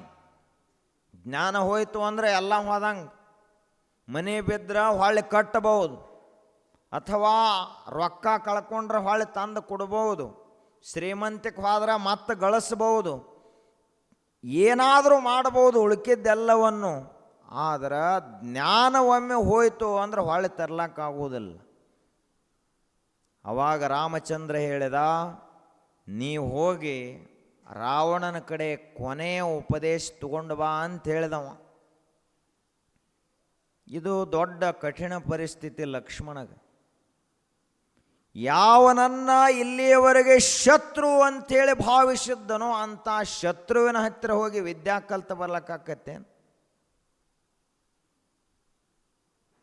ನಿಮಗ ಯಾವುದೋ ಒಂದು ಜಗಳ ಆಗಿರ್ತದೆ, ಆದ ಬಳಿಕ ಹೋಗಿ ಬರೀ ಒಂದು ಹೆಪ್ಪು ತಗೊಂಡು ಬಾ ಅಂದರೆ ಹೆಪ್ಪು ತರಂಗಿಲ್ಲ, ನೀವು ಅಟ್ಟು ಜಿದ್ದೆ ಇರ್ತೀರಿ. ಆದರೆ ಇಲ್ಲಿ ಏನು ಹೇಳತ್ತಾನ ರಾಮ, ಹೋಗಿ ಅವನ ಹತ್ತಿರ ಹೋಗಿ ವಿದ್ಯಾ ತಗೊಂಡು ಬಾ ಅಂತ ಹೇಳತ್ತಾನ. ಆಯ್ತಪ್ಪ, ಲಕ್ಷ್ಮಣನು ಅಣ್ಣನ ಆಜ್ಞಾ ಅಂದ್ರೆ ದೇವರ ಆಜ್ಞಾ ಮೀರ್ಲಾಕ ಬರುವುದಿಲ್ಲ ಅಂತೇಳಿದು ಆಯ್ತು ಹೋದ. ಹೋಗಿ ಸೀದಾನ ನೆತ್ತ. ಯಾಕಂದ್ರೆ ನಾವು ಶತ್ರು ರಾವಣವ. ಸಿಟ್ಟೆತ್ತಿವಗೂ ಸೀತಾದೇವಿಯನ್ನು ಅಪಹರಣ ಮಾಡಾನಂದ್ರೆ ಇವನು ಸಿಟ್ಟು ಕರಗಿರಲಿಲ್ಲ, ಇನ್ನು ಲಕ್ಷ್ಮಣನ ಸಿಟ್ಟ. ಅವಾಗ ಹೋಗಿ ಸೀದಾನ ನಿತ್ತ ರಾವಣನಿಗೆ ಹೇಳಿದ, ನಿನಗೇನೇನು ಗೊತ್ತೈತೆ ನನಗೆ ಹೇಳಪ್ಪ ಅಂತ ಕೇಳಿದ. ಅವ ಕಣ್ಣು ಸಹಿತ ತೆಗೆದು ನೋಡಲಿಲ್ಲ ರಾವಣ ಮೊದಲೇ. ಯಾಕೆ ಅಂದ್ರೆ ರಾವಣನಿಗೆ ಜ್ಞಾನ ಭಾಳ ಇತ್ತು. ರಾವಣ ನಾಶ ಆದದ್ದು ಅಹಂಕಾರದಿಂದ ನಾಶ ಆದನೇ ಹೊರತು ಅವನಲ್ಲಿ ಏನೂ ಇರಲಿಲ್ಲ ತಿಂಗಲ್ಲ. ನಾವೆಲ್ಲ ಏನು ರಾವಣ ಇದ್ದಂಗೆ ಅಂತಂತೀವಿ, ಆದ್ರೆ ರಾವಣ ಆಗಬೇಕಂದ್ರೆ ಭಾಳ ತಾಕತ್ತು ಬೇಕು. ಸುಮ್ಮನೆ ಎಲ್ಲರಿಗೆ ರಾವಣ ಆಗ್ಲಾಕ ಬರಂಗಿಲ್ಲ. ರಾವಣನನ್ನು ಸಂಹಾರ ಮಾಡಲಿಕ್ಕೆ ರಾಮನೇ ಅವತಾರ ತಾಳಬೇಕು, ವಿಷ್ಣು ಅವತಾರ ತಾಳಿ ಬರಬೇಕಂದ್ರೆ ಅವ ಎಂಥ ಬಲಿಷ್ಠ ಶತ್ರು ಇರಬಾರದು. ವಿಚಾರ ಮಾಡ್ಬೇಕು ನಾವೆಲ್ಲ ಇದನ್ನು. ಯಾವ ರಾವಣ ಇದ್ದಂಗೆ ರಾವಣ ಆಗಿ ತೋರಿಸ್ರಲ್ಲ ಅವನಿಗೆ ಗೊತ್ತಾಗ್ತದೆ. ಜಟಾಟ ವೀಗ ಲಜ್ಜಲ ಪ್ರವಾಹ ಪಾವಿತಸ್ಥಲೆ ಗಲೇ ವಲಂಬೆ ಲಂಬಿತಾಂ ಭುಜಂಗ ತುಂಗ ಮಾಲಿಕಾಂ. ಏನದ ಶಿವತಾಂಡವ ಸ್ತೋತ್ರವನ್ನು ರಾವಣ ಹಿಂಗೆ ಹಾಡಿದ್ರೆ ಆ ಸ್ತೋತ್ರದಲ್ಲಿಯೇ ಶಿವ ಬಂದ ತಾಂಡವ ನೃತ್ಯವನ್ನು ಮಾಡಬೇಕು. ಅಂತಹ ಸಾರಸ್ವತ ಕೃಪೆ ರಾವಣನಿಗೆ ಇತ್ತು. ಅವನ ನಾಲಿಗೆಯ ಮೇಲೆ ಸಾಕ್ಷಾತ್ ಸರಸ್ವತಿಯೇ ವಾಸ ಮಾಡಿದ್ಲು ಅಂತ ಹೇಳ್ತಾರೆ. ಅಂಥ ರಾವಣವ ತಪಸ್ಸು ಮಾಡ್ಲಾಕ ಕುಂತ ಅಂದ್ರೆ ಊಟ ಇಲ್ಲ, ನಿದ್ರೆ ಇಲ್ಲ, ನೀರಡಿಕೆ ಇಲ್ಲ, ಶರೀರವನ್ನೇ ಮರೆತು ಹಗಲ ರಾತ್ರಿ ಎನ್ನದೆ, ಮಳೆಗಾಲ ಚಳಿಗಾಲ ಬೇಸಿಗೆ ಎನ್ನದೆ ಎಲ್ಲವನ್ನೂ ಮರೆತು ತಪಸ್ಸಿನಲ್ಲಿ ಮುಳುಗುತ್ತಾ ಇದ್ದಲ್ಲ. ಅದರಿಂದ ಅವಾಗ ಅಂಥ ದೊಡ್ಡ ದೊಡ್ಡ ಸಿದ್ಧಿ ಪ್ರಾಪ್ತ ಆಗಿದ್ದು. ಅವಾಗ ಅವಾಗ ಗೊತ್ತಿತ್ತು ಸಾಮಾನ್ಯ ನಿಯಮ ಏನದಪ್ಪ, ಕೊಡ ತುಂಬಬೇಕಂದ್ರೆ ಈಗ ಹಳ್ಳದಾಗ ಆಗಲಿ, ಹೊಳ್ಯಾಗ ಆಗಲಿ, ಸಮುದ್ರದಾಗ ಆಗಲಿ ಒಂದು ಕೊಡ ತುಂಬ್ಕೋಬೇಕಂದ್ರೆ ಏನು ಮಾಡ್ತೇವೆ ನಾವು? ಕೊಡ ಬಾಗಿಸ್ತೀವಿ. ಕೊಡ ಏನ ಬಂಗಾರದ ಕೊಡ ಅದೇನು ನಾ ಬಾಗೋದಿಲ್ಲ. ಹಂಗಾದ್ರೆ ಖಾಲಿ ಕುಂಡ್ರತೈತೆ ಅದು ಸಮುದ್ರ. ನಾ ಬೆಳ್ಳಿ ಕೊಡ ಅದನು, ನಾ ಸಾವ್ಕಾರ ಕೊಡ ಅದನು, ನಾ ಇಡೀ ಊರಾಗನ ದೊಡ್ಡ ಕೊಡ ಅದನು. ನೀ ಬೆಕ್ಕಾದ ಕೊಡ ಇರಪ್ಪ, ನೀ ಬಗ್ಗಬೇಕು. ನಿನಗೆ ನೀರು ಬೇಕಾಗಿತ್ತು ಅಂದ್ರೆ ನೀನು ನಿನ್ನ ತಲೆಯನ್ನು ಬಗ್ಗಿಸಲೇಬೇಕು. ಆವಾಗ ನಿನ್ನ ಒಳಗೆ ಜ್ಞಾನ ಪ್ರವೇಶ ಮಾಡ್ತದ, ಅಲ್ಲಿ ತಕ ಇಲ್ಲ.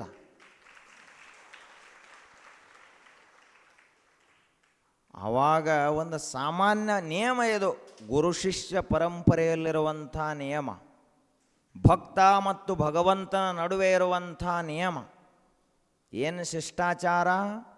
ಗುರುವಾದಂಥವನು ಶಿಷ್ಯನನ್ನು ಉದ್ಧರಿಸಬೇಕಂದ್ರೆ, ಅವನಿಗೆ ಜ್ಞಾನ ಕೊಡಬೇಕಂದ್ರೆ ಮೊದಲು ಶಿಷ್ಯನಲ್ಲಿರುವ ಅಹಂಕಾರ ಕಡಿಮೆ ಆಗಬೇಕು, ಅವನಲ್ಲಿರುವ ಅಭಿಮಾನ ಕಡಿಮೆ ಆಗಬೇಕು. ಆವಾಗ ಜ್ಞಾನ ಕೊಡ್ಲಾಕ ಬರ್ತದೆ. ಶಿಷ್ಯನ ಮೊಟ್ಟ ಮೊದಲು ಏನು ಮಾಡ್ಬೇಕು? ಶಿಷ್ಯ ನಮಸ್ಕಾರ ನ ಮಮಃ ಅಂತ ಹೇಳ್ಬೇಕು. ಯಾವುದು ನಂದಲ್ಪ ಅಂತ ಗುರುಗಳಿಗೆ ಹೇಳ್ಬೇಕು. ಅವ ಗೊತ್ತಿತ್ತು ಇವು ಇನ್ನು ಶಿಷ್ಯನಾಗಿಲ್ಲ ಅಂದರೆ ಇವಾಗ ಜ್ಞಾನ ಹೆಂಗೆ ಕೊಡೋದು? ಲಕ್ಷ್ಮಣ ಚಲೋ ಅದಾನ, ಲಕ್ಷ್ಮಣ ಕೆಟ್ಟಿಲ್ಲ. ಆದರೆ ಲಕ್ಷ್ಮಣಗ ಪದ್ಧತಿ ಮರೆತು ಹೋಗ್ಯದ. ಲಕ್ಷ್ಮಣ ಏನು ಮರೆತಾನ ಅಂದ್ರೆ ಒಂದು ಶಿಷ್ಟಾಚಾರವನ್ನು ಮರೆತಾನ, ಒಂದು ಪದ್ಧತಿಯನ್ನು, ಪರಂಪರೆಯನ್ನು ಮರೆತಾನ. ಆ ಪರಂಪರೆ ಯಾವುದು ಅಂದ್ರೆ ಜ್ಞಾನ ಯಾರಿಂದ ತಗೋಬೇಕಂತಾನಲ್ಲ, ಅವರಿಗೆ ನಮಸ್ಕಾರ ಮಾಡಬೇಕು ಅನ್ನೋದನ್ನೇ ಮರೆತಾನ. ಅಂದ ಬಳಿಕ ಇವಾಗ ಹೆಂಗೆ ಜ್ಞಾನ ಕೊಡುವುದು? ಆದ್ದರಿಂದ ರಾವಣ ಕಣ್ಣು ಸಹಿತ ತೆಗಿಲಿಲ್ಲ, ಮುಚ್ಚಿಕೊಂಡು ಹಂಗೆ ಕುಂತಿದ್ದ. ಅವಾಗ ಹೊಳ್ಳಿ ತಿರುಗಿ ಬಂದೆವು ಲಕ್ಷ್ಮಣ. ರಾಮನಿಗೆ ಹೇಳಿದ, ಅವೇನು ಜ್ಞಾನ ಹೇಳಲಿಲ್ಲ ನನಗೆ. ಅವ ರಾವಣದನತ್ ನನಗೆ ಮೊದಲ ಗೊತ್ತಿತ್ತು, ನೀ ಬೇಕಾತ್ಲಿ ಕಳಿಸಿದೆ ನನ್ನ ಅಪಮಾನ ಮಾಡೋ ಸಲುವಾಗಿ ಅಂದೆವು ಲಕ್ಷ್ಮಣ. ಆಗ ರಾಮ ಹೇಳಿದ, ನೀನು ಲಕ್ಷ್ಮಣ ಆಗಿ ಅಲ್ಲಿ ಹೋಗಿದಿ, ಲಕ್ಷ್ಮಣ ಆಗಿ ಹೋಗಬೇಡ. ಅಲ್ಲಿ ಕುಂತವೀಗ ರಾವಣ ಕುಂತಿಲ್ಲ, ಅಲ್ಲಿ ಒಬ್ಬ ಗುರು ಕುಂತಾನಂತ, ನೀ ಶಿಷ್ಯ ಆಗಿ ಹೋಗು. ಅವ ಹೆಂಗೆ ಕಲ್ಸಂಗಿಲ್ಲ ನೋಡೋನು. ನೀ ಲಕ್ಷ್ಮಣ ಆಗಿ ಹೋದೆ ಅಂದ್ರೆ ಅವ ರಾವಣಾಗೆ ಕಾಣ್ತಾನೆ ನಿನಗೆ. ನೀ ಶಿಷ್ಯ ಆಗಿ ಹೋಗು, ಅವ ಗುರುವಾಗಿ ಕಾಣ್ತಾನೆ. ಇವ ಶಿಷ್ಯನಾಗಿ ಹೋದ, ನಮಸ್ಕಾರ ಮಾಡಿದ, ಪಾದದ ಬಳಿಯಲ್ಲಿ ಕುಳಿತ ಲಂಕಾಧಿಪತಿಯಾದಂತಹ ಮಹಾಶಿವಭಕ್ತನಾದಂತಹ ಅಪ್ರತಿಮ ಪಂಡಿತನಾದಂತಹ ಬ್ರಹ್ಮನ ಮೊಮ್ಮಗನಾದಂತಹ ಶಿವನ ಆತ್ಮಲಿಂಗವನ್ನೇ ತಂದಂಥ ಮಹಾಶಿವಭಕ್ತನೇ, ನನಗೆ ನಿನ್ನ ಜ್ಞಾನವನ್ನು ಹೇಳು ಅಂತ ಕೇಳಿದ. ಆಗ ರಾವಣ ಸಾವಕಾಶ ಕಣ್ಣು ತೆರೆದು ನೋಡಿ ಹೇಳಿದ, ಲಕ್ಷ್ಮಣನೇ ಕೇಳು, ನನ್ನ ಜೀವನದ ಅನುಭವವನ್ನು ಕೇಳು ಅಂತ ಹೇಳಕ್ಕೆ ಚಾಲೂ ಮಾಡಿದ. ಈಗ ನಾ ರಾವಣ ಅಲ್ಲ, ರಾವಣ ಸತ್ತು ಹೋದ ಅಂತ ಹೇಳಿದ. ಈಗ ನಾ ರಾವಣ ಅಲ್ಲ. ಈಗ ನಾ ಯಾರು ಅಂದ್ರೆ ಬರೀ ಒಂದು ಅನುಭವದ ಬಿಂದು ಮಾತ್ರ. ಅನುಭವ ಅಷ್ಟೇ ನನ್ನಲ್ಲಿ ಉಳ್ದೈತಿ, ಈಗ ಏನೂ ಉಳಿದಿಲ್ಲ. ಸೊಕ್ಕು ಉಳಿದಿಲ್ಲ, ಅಹಂಕಾರ ಉಳಿದಿಲ್ಲ, ಆಸ್ತಿ ಪಾಸ್ತಿ ಅಣ್ಣ ತಮ್ಮಂದಿರು ಯಾರೂ ಉಳಿದಿಲ್ಲ. ಈಗ ಇಡೀ ಲಂಕಾ ಎಲ್ಲ ಸುಟ್ಟು ಹೋತು, ಮಕ್ಕಳೆಲ್ಲ ಸತ್ತು ಹೋದರು, ಕುಂಭಕರ್ಣ ಸತ್ತು ಹೋದ, ಮೇಘನಾದ ಸತ್ತು ಹೋದ, ಎಲ್ಲ ಇವರೆಲ್ಲ ಹೋದರು. ಆದರೆ ಈಗ ರಾವಣನು ಅವ್ರ ಜೋಡಿನ ಸತ್ತು ಹೋಗ್ಯಾನ. ಉಳಿದದ್ದು ಬರೀ ಅನುಭವ ಮಾತ್ರ ಉಳಿದದ. ಆ ಅನುಭವ ತಗೋ ಅಂತ ಹೇಳಿದ. ಅವ ಹೇಳಕ್ಕೆ ಚಾಲೂ ಮಾಡಿದ ರಾವಣ. ಇಡೀ ಜಗತ್ತಿನಲ್ಲಿ ಅತ್ಯಂತ ಘಾತಕವಾದಂಥ ಒಂದು ಯಾವುದಾದರೂ ವಿಷಯ ಇತ್ತು ಅಂದ್ರೆ ಜಗತ್ತಿನಲ್ಲಿ ಅದು ಅಹಂಕಾರ. ಅಹಂಕಾರ ಒಮ್ಮೆ ಮನುಷ್ಯನಿಗೆ ಬತ್ತು ಅಂದ್ರೆ ಅವನ ಸರ್ವನಾಶ ಮಾಡ್ತದೆ. ಅದೇನು ಸಾಮಾನ್ಯ ಅಲ್ಲದು ಅಹಂಕಾರ.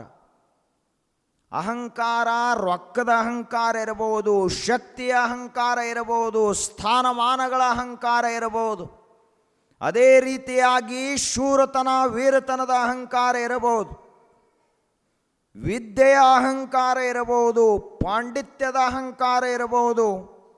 ಇಷ್ಟೇ ಅಲ್ಲದೆ ಜ್ಞಾನದ ಅಹಂಕಾರ ಇರಬಹುದು, ಭಕ್ತಿ ಅಹಂಕಾರ ಇರಬಹುದು. ಯಾವುದಾದರೂ ಸರಿ, ವಿಷ ಯಾವುದಾದರೂ ಸರಿ, ಅದು ನಮ್ಮನ್ನು ಕೊಂದ ಬಿಡ್ತದೆ. ಹಂಗೆ ಅಹಂಕಾರ ಅನ್ನುವಂಥದ್ದು ಈ ಜಗತ್ತಿನಲ್ಲಿ ಇರುವಂಥ ಅತ್ಯಂತ ದೊಡ್ಡ ವಿಷಯ ಇದು. ಒಮ್ಮೆ ಮನುಷ್ಯನ ಮನಸ್ಸಿನಲ್ಲಿ ಅಹಂಕಾರ ಬೆಳೆಲಾಕ ಚಾಲೂ ಮಾಡಿತು ಅಂದ್ರೆ ಮನುಷ್ಯನನ್ನು ಹಾಳು ಮಾಡ್ತದ, ಸರ್ವನಾಶ ಮಾಡ್ತದೆ. ರಾವಣ ಹಾಳಾದದ್ದು ಅವನಲ್ಲಿರುವಂತಹ ಜ್ಞಾನದಿಂದ ಹಾಳಾಗಿಲ್ಲ, ಇಷ್ಟು ನನಗೆ ಗೊತ್ತೈತಿ ಅನ್ನೋದರ ಅಹಂಕಾರ ಇತ್ತು, ಅದಕ್ಕಾಗಿ ಅವ ಹಾಳಾದ. ಅಹಂಕಾರದಿಂದ ರಾವಣ ಹಾಳಾದ. ಎರಡನೆಯ ಮಾತನ್ನು ಹೇಳಿದ ರಾವಣ ಏನು ಅಂದ್ರೆ, ಯಾವ ಮನುಷ್ಯ ಚಾರಿತ್ರ್ಯಹೀನನಾಗ್ತಾನಲ್ಲ ಅವ ಇದ್ದು ಸತ್ತಂಗ, ಅವನು ಕೊಲ್ಲಕ್ಕೆ ಮತ್ತೇನೋ ಶಸ್ತ್ರಾಸ್ತ್ರಗಳನ್ನು ತರುವ ಅವಶ್ಯಕತೆ ಇಲ್ಲ. ಯಾವ ಮನುಷ್ಯ ಇಂದ್ರಿಯ ನಿಗ್ರಹವನ್ನು ಕಳ್ಕೋತಾನಲ್ಲ ಅವನು ಇದ್ದು ಸತ್ತಂತೆ. ಅವನು ತನ್ನ ಚರಿತ್ರವನ್ನು ಕಳ್ಕೊಂಡ ಅಂದ್ರೆ ಮುಗಿತಲ್ಲಿಗೆ.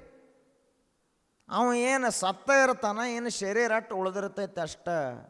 ರಾವಣ ಸತ್ತದ್ದು ಎದರಿಂದ ಸತ್ತ ರಾವಣ ಅಂದ್ರೆ ಪರಸ್ತ್ರೀಯನ್ನ ಕೆಟ್ಟ ದೃಷ್ಟಿಯಿಂದ ನೋಡಿದಲ್ಲ, ಅದಕ್ಕಾಗಿ ರಾವಣ ಸತ್ತು ಹೋದ. ರಾವಣನನ್ನು ರಾಮ ಕೊಲ್ಲಿಲ್ಲ. ರಾವಣನನ್ನು ಕೊಂದವರು ಯಾರಪ್ಪ? ರಾಮ ಅಲ್ಲ. ರಾವಣನನ್ನು ಕೊಂದದ್ದು ರಾವಣನ ಕೆಟ್ಟ ಕರ್ಮ. ರಾವಣನನ್ನು ಕೊಂದು ಹಾಕ್ತೇ ಹೊರತು ರಾಮ ರಾವಣನನ್ನು ಕೊಲ್ಲಿಲ್ಲ. ರಾಮ ಕಿಸಿ ಕೋ ಮಾರೇ ನಹಿ ಐಸಾ ಪಾಪಿ ನಹಿ ರೇ ಮೇರೆ ರಾಮ್ ಅಂತ ಒಂದು ಭಜನವನ್ನು ಹಾಡ್ತಾರೆ ಹಿಂದಿಯಲ್ಲಿ. ರಾಮ ರಾವಣನನ್ನು ಕೊಲ್ಲಿಲ್ಲ. ರಾವಣನ ಕೆಟ್ಟ ಕೆಲಸ ರಾವಣನನ್ನು ಕೊಂದು ಹಾಕಿತು. ಆಗ ನಮ್ಮನ್ನು ಕೊಲ್ಲೋದು ಯಾವುದಪ್ಪ? ನಮ್ಮ ಕೆಟ್ಟ ಕೆಲಸ. ಶತ್ರುಗಳು ಎಲ್ಲದಾರ? ನಮ್ಮ ಒಳಗೆ ಕುಂತಾರವರು. ನಾವು ದಿನ ಊಟ ಮಾಡಿ ಅವುಗಳನ್ನು ಪೋಷಣೆ ಮಾಡ್ತೀವಿ, ದಿನಂಪ್ರತಿ ವ್ಯವಸ್ಥೆ ಮಾಡಿ ನಮ್ಮ ಶತ್ರುಗಳ ಮನಸ್ಸಿನಾಗ ಅದಾರ, ಅವ್ರು ಹೊರಗಿಲ್ಲ. ಆ ಬಳಿಕ ರಾವಣ ಹೇಳಿದ, ಈ ಜಗತ್ತಿನಲ್ಲಿ ನಾನು ಏನೂ ಅಲ್ಲ, ಎಲ್ಲ ಭಗವಂತನ ಲೀಲಾದ ಅಂತ ಯಾವ ಹೋಗ್ತಾನಲ್ಲ ಅವನು ಇಡೀ ಜಗತ್ತು ಗೆದ್ದ ಬಿಡ್ತಾನ.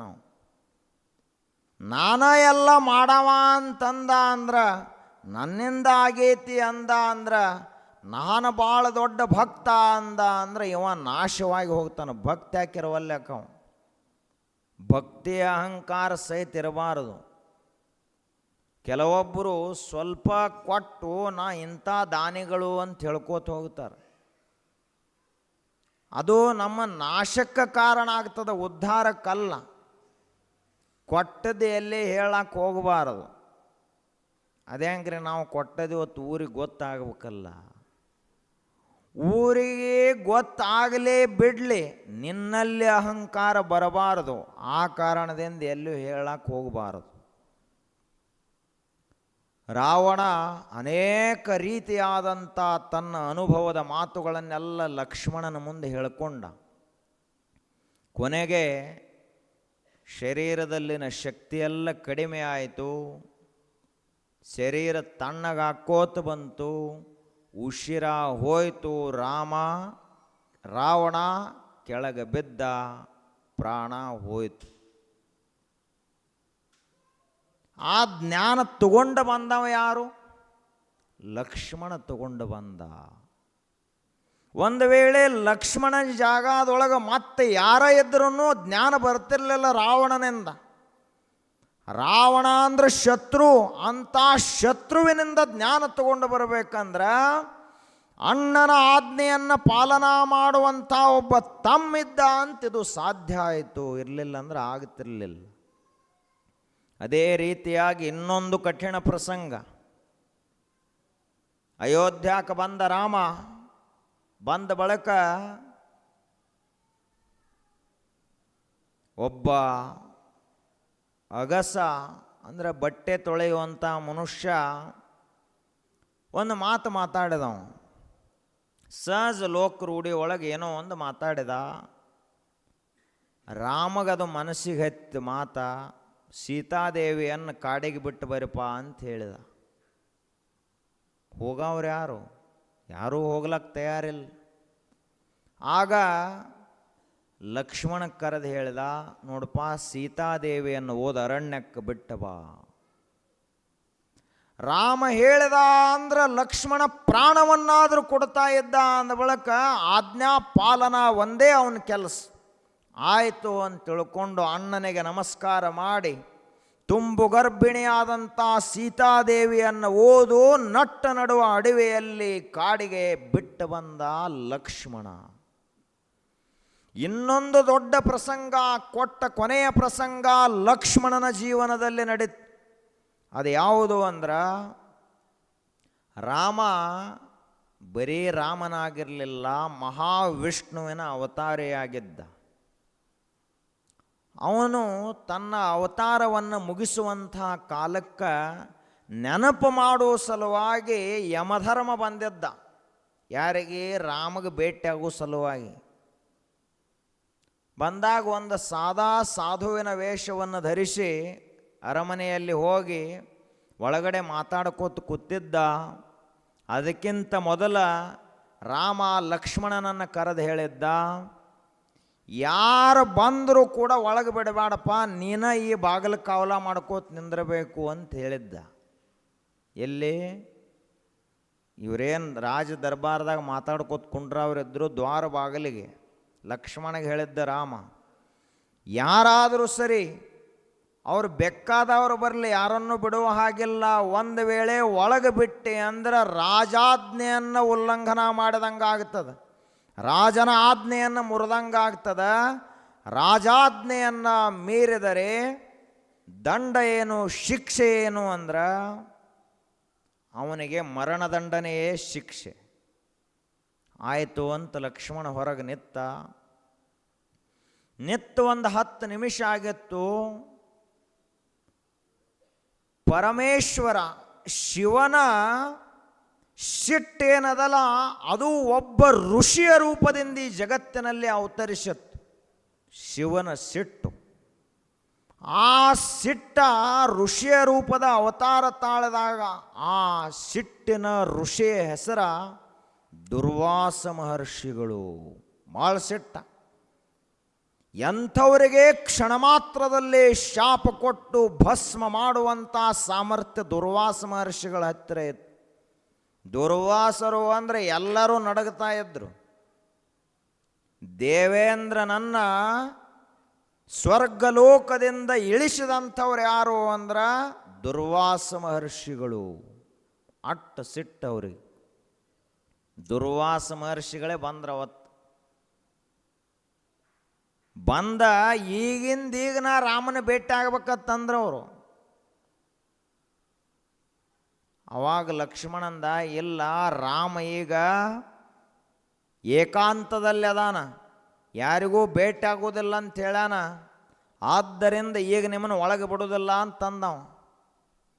ಆಗ ದುರ್ವಾಸ ಮಹರ್ಷಿಗಳು ಹೇಳಿದರು, ಒಬ್ಬ ಬ್ರಹ್ಮ ಋಷಿ ಬಂದಾಗ, ಒಬ್ಬ ಯೋಗಿ ಸನ್ಯಾಸಿ ತ್ಯಾಗಿ ನಿನ್ನ ಅರಮನೆಯ ಮುಂದೆ ಬಂದು ನಿಂತಾಗ ಒಳಗೆ ಬಿಡೋದಿಲ್ಲ ಅಂದರೆ ಏನೋ ಅಂತ ಕೇಳಿದ ದುರ್ವಾಸ ಮಹರ್ಷಿ.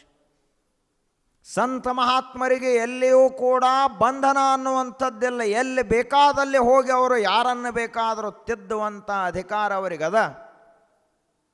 ಅವಾಗ ಲಕ್ಷ್ಮಣ ಹೇಳದ, ನೀವು ಯಾರಾದರೂ ಸರಿ, ನಾವು ಒಳಗೆ ಬಿಡೋದಿಲ್ಲ ಅಂದವ.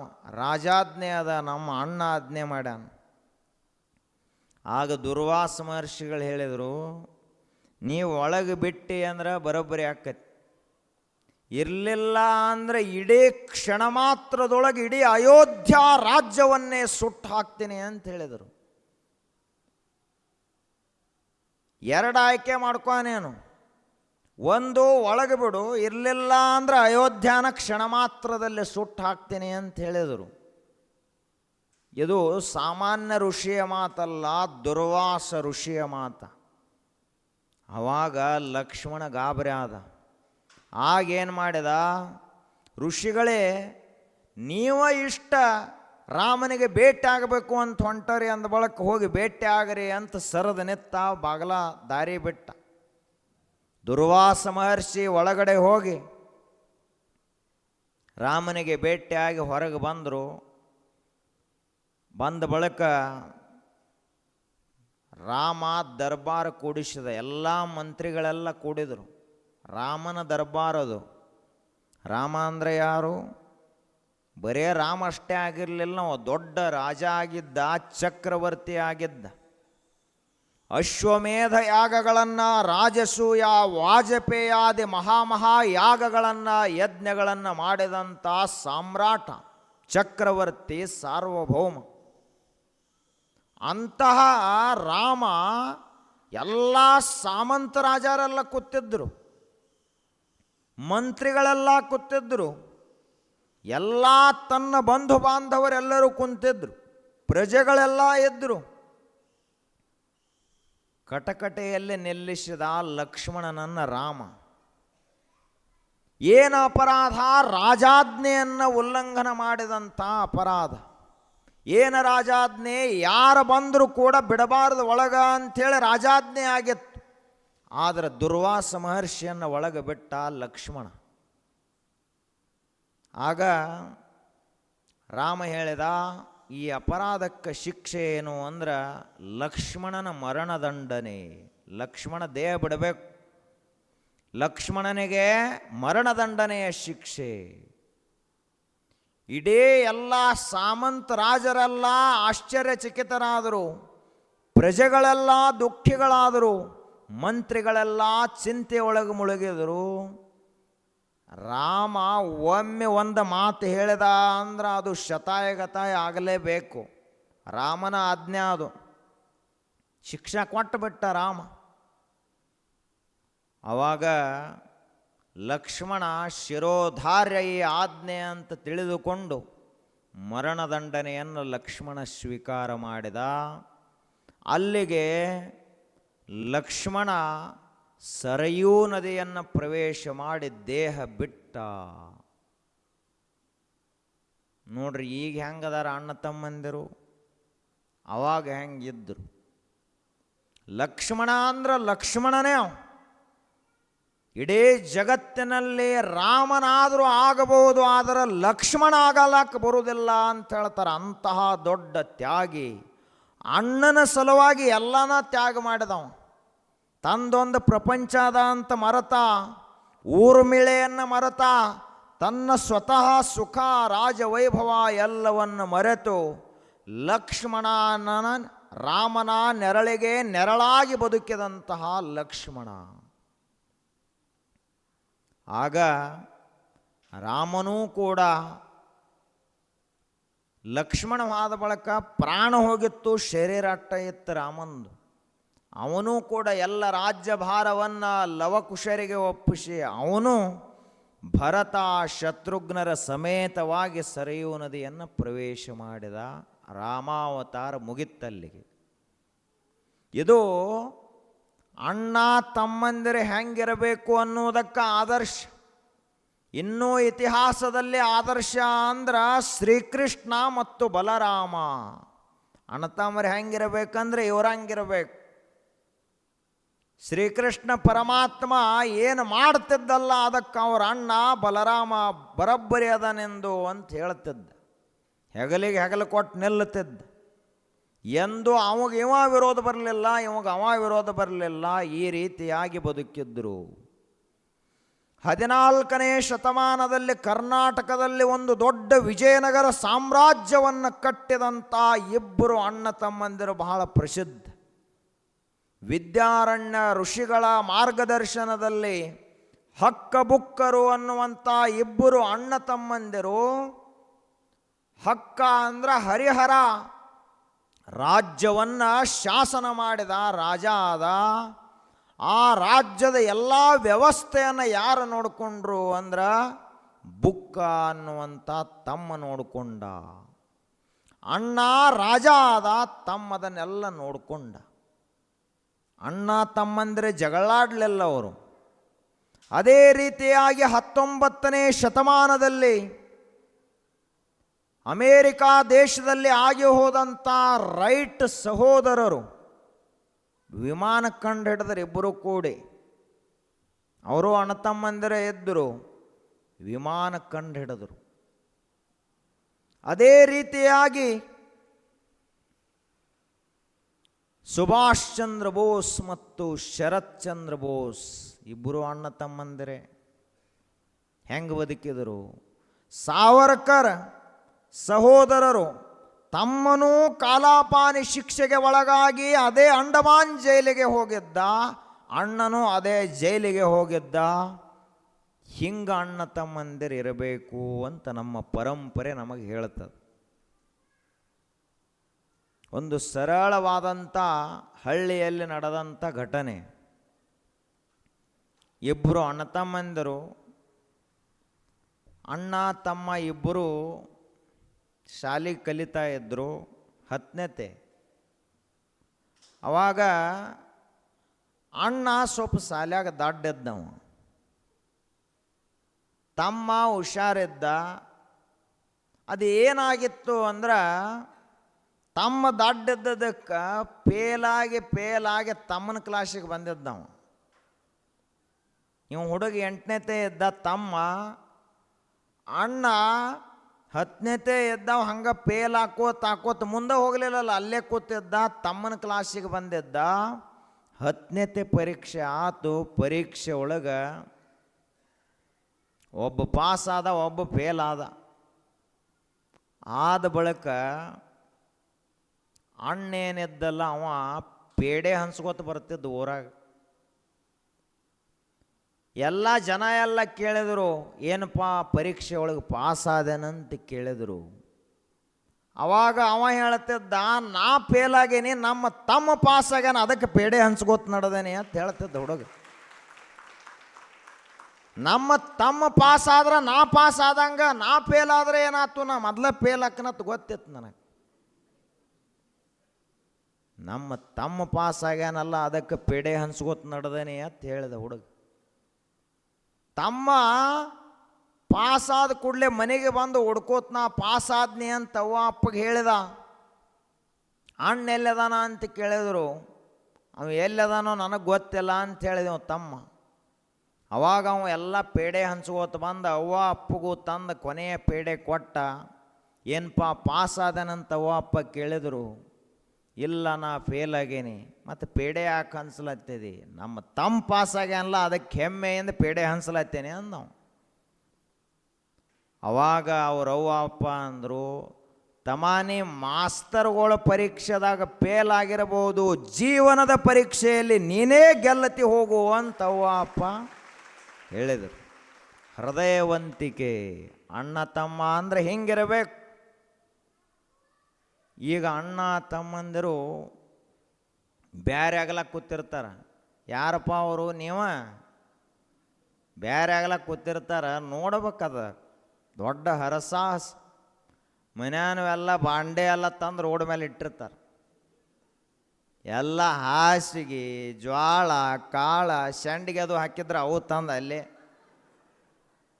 ಎಲ್ಲ ಬೇರೆ ಮಾಡ್ಬೇಕಲ್ಲ ಮತ್ತೇನು. ತೌಡಿದ್ರೆ ತೌಡನು ಆಡಮರಿ ಹಿಡ್ಕೊಂಡು ಎಲ್ಲನ ಬಂದಿರ್ತೈತೆ ಅಲ್ಲಿ ರಸ್ತಾಕ್. ಎಲ್ಲ ಹಿರಿಯರು ಬಂದಿರ್ತಾರೆ. ಅವರು ಹಿಂದಿನ ಕಾಲದ ಚಲೋ ಹಿರಿಯರಿದ್ರೆ ಚಲೋ 2 ಕಪ್ ಚಾಯ್ ಒಂದು ಜರ್ ಕುಡ್ದು ಬಂದಿದ್ರು ಅಂದ್ರೆ ಹೆಂಗೆ ಏನು ಹೇಳ್ತಾರೆ ಹೇಳಕ್ಕೆ ಬರೋದಿಲ್ಲ ಹಿರಿಯರು. ಆಯ್ತಪ್ಪ ಚಾಲೋ ಆತು. ಅದು ಕೇರು ಮರ ಒಂದ ಇತ್ತು. ಏನು ಮಾಡೋದೇನು, ಬಾಗ್ ಮಾಡಬೇಕು. ಅವರು ಸೊಸೆಯಂದ್ರೆ ಬೇರೆ ಇದ್ರು. ಅವರು ಎಲ್ಲಿ ಗೆರೆ ಕೊರದ ದಾರ ಹಚ್ಚಿ 2 ಭಾಗ ಮಾಡೋದಂದ್ರೆ ಅವ್ರು ಆಯ್ತು ಮರ ಮುರಿದು 2 ಮಾಡ್ರು. ಅವ್ರಿಗೆ ಕೇರ್ಲಕ್ಕೆ ಬರಬಾರ್ದು, ಇವರಿಗೆ ಬರಬಾರ್ದು. ಅದು ಹೊಲಿ ಸೂಜಿ ಒಂದೇ ಇತ್ತು ಅವ್ರ ಮನ್ಯಾಗ. ಅದು ಮುರಿರೇನು 2 ಮಾಡ್ರಿ. ಒಂದು ಕಡೆ ದಾರ ಪೋಣಿಸೋದು, ಅದನ್ನು ಹೊಲ್ಯಾಕ ಬಂದಿರಬಾರ್ದು. ಇನ್ನೊಂದು ಅದು ತಾಮ್ರದ ಹಂಡೆ ಒಂದೇ ಇತ್ತ ದ್ವಾಡದು. ಒಡಿರೇನು ತಮಟಿಗಾರ ಕಡೆ ಹೋಗಿ ಇದನ್ನು 2 ಮಾಡ್ರಿ. ಅವಂಗೂ ಬರಬಾರ್ದು, ಇವಂಗೂ ಬರಬಾರ್ದು. ಕೌದಿತ್ತು ಒಂದ ದ್ವಾಡದು. ರೀ ಬಿಡಬೇಡ್ರಿ, ಈ ಕಡೆ ಯಾರದ ಈ ಕಡೆ ಯಾರದ. ಅದು ಹಣ್ಣು ಕೊಡುವಂಥ ಮಾವಿನ ಗಿಡ ಒಂದಿತ್ತಪ್ಪ. ಕಡೀರಿ ಈ ಕಡೆ ಅರ್ಧ ಕಡೆ ಅರ್ಧ. ನಮ್ಮ ಹಣೆ ಬರ ಎಲ್ಲಿ ಬಂದೈತಿ ಅಂದ್ರೆ ಇಲ್ಲಿಗೆ ಬಂದದ. ಗೆರಿ ಕೊರೆದು ಪಾಲ ಮಾಡ್ತೀವಿ. ಮತ್ತು ಅದು ಹೆಂಗ, ಇಬ್ಬರು ಯಾರದಾರೆ ಅವರು? ಏನು ಪಾಕಿಸ್ತಾನ ಭಾರತದವ್ರು ಅದಾರೆ, ಬಾಂಗ್ಲಾದೇಶದವ್ರು ಅದಾರೆ, ಏನೇನು ಅಮೇರಿಕಾ ಲಂಡನ್ದವ್ರು ಯಾರು ಎಲ್ಲಿ ಅವರು? ಅಣ್ಣ ತಮ್ಮಂದಿರದಾರ. ಅಣ್ಣರೇ ತುಸು ದೊಡ್ಡ ಮನಸ್ಸಿನವಾಗಿ ನಮ್ಮ ತಮ್ಮನಿಗೆ 6 ಎಕರೆ ಹೊಲ ಹೋಗಲಿ, ನನಗೆ 4 ಎಕರೆ ಇರಲಿ ಅಂತ ಅಣ್ಣರೇ ಅನ್ಬೇಕಾಗಿತ್ತಲ್ಲ. ತಮ್ಮರೇ ದೊಡ್ಡ ಮನಸ್ಸು ಮಾಡಿ ಅಣ್ಣಗ ನನಗೆ ತುಸು ವಯಸ್ಸು ಹೆಚ್ಚದಾವು, ಅವಾಗ ಶಕ್ತಿ ಕಡಿಮೆ ಆಗಿರ್ತೈತಿ, ಅದಕ್ಕೆ ಅಣ್ಣರೇ ಇವು ತಮ್ಮರೇ ಏನು ಮಾಡಬೇಕಾಗಿತ್ತು, ಹೆಚ್ಚಿಗೆ ಬಿಟ್ಟು ಕೊಡಬೇಕಾಗಿತ್ತು. ಇರಲಿಲ್ಲ ಅಂದ್ರೆ ಕೆಲವೊಬ್ಬರು ಅಣ್ಣ ತಮ್ಮಂದಿರದಾರ, ನನಗೆ ಅಪ್ಪನ ಆಸ್ತಿ ಒಳಗೆ ಪಾಲನ ಬೇಡ, ದೇವ್ರು ನನಗೆ 2 ರೊಟ್ಟಿ ಕೊಟ್ಟಾನ, ಅದರ ಮೇಲೆ ನಾ ದುಡಿದು ಬದುಕ್ತೀನಿ ಅಂತ ಹೇಳುವಂಥ ಅಣ್ಣ ತಮ್ಮಂದಿರು ಅದಾರ. ಇಂಥವ್ರು ನಮಗೆ ಬೇಕಾಗಿದೆ ಈಗ ಭಾರತ ದೇಶ ಕಟ್ಲಕ್ಕೆ. ಇವರಂತೂ ದುಡ್ದವರಲ್ಲ, ಆಸ್ತಿ ಸಲುವಾಗಿ ಜಗಳಾಡ್ಕೋತ್ ಎಲ್ಲ ಕೋರ್ಟಿಗೆ ಹಾಕಿ ಸತ್ತು ಹೋದರು. ಆದ್ದರಿಂದ ನಮ್ಮ ದೇಶವನ್ನು ಕೆಡಿಸಿದಂಥದ್ದಿದೆ. ಹೊಳ್ಳಿ ಕಟ್ಟಬೇಕಂದ್ರೆ ನಾವು ಏನು ಮಾಡಬೇಕು? ರಾಮ ಲಕ್ಷ್ಮಣರಂಥ ಅಣ್ಣ ತಮ್ಮಂದಿರು ಹೊಳ್ಳಿ ಬೇಕು ನಮಗೆ.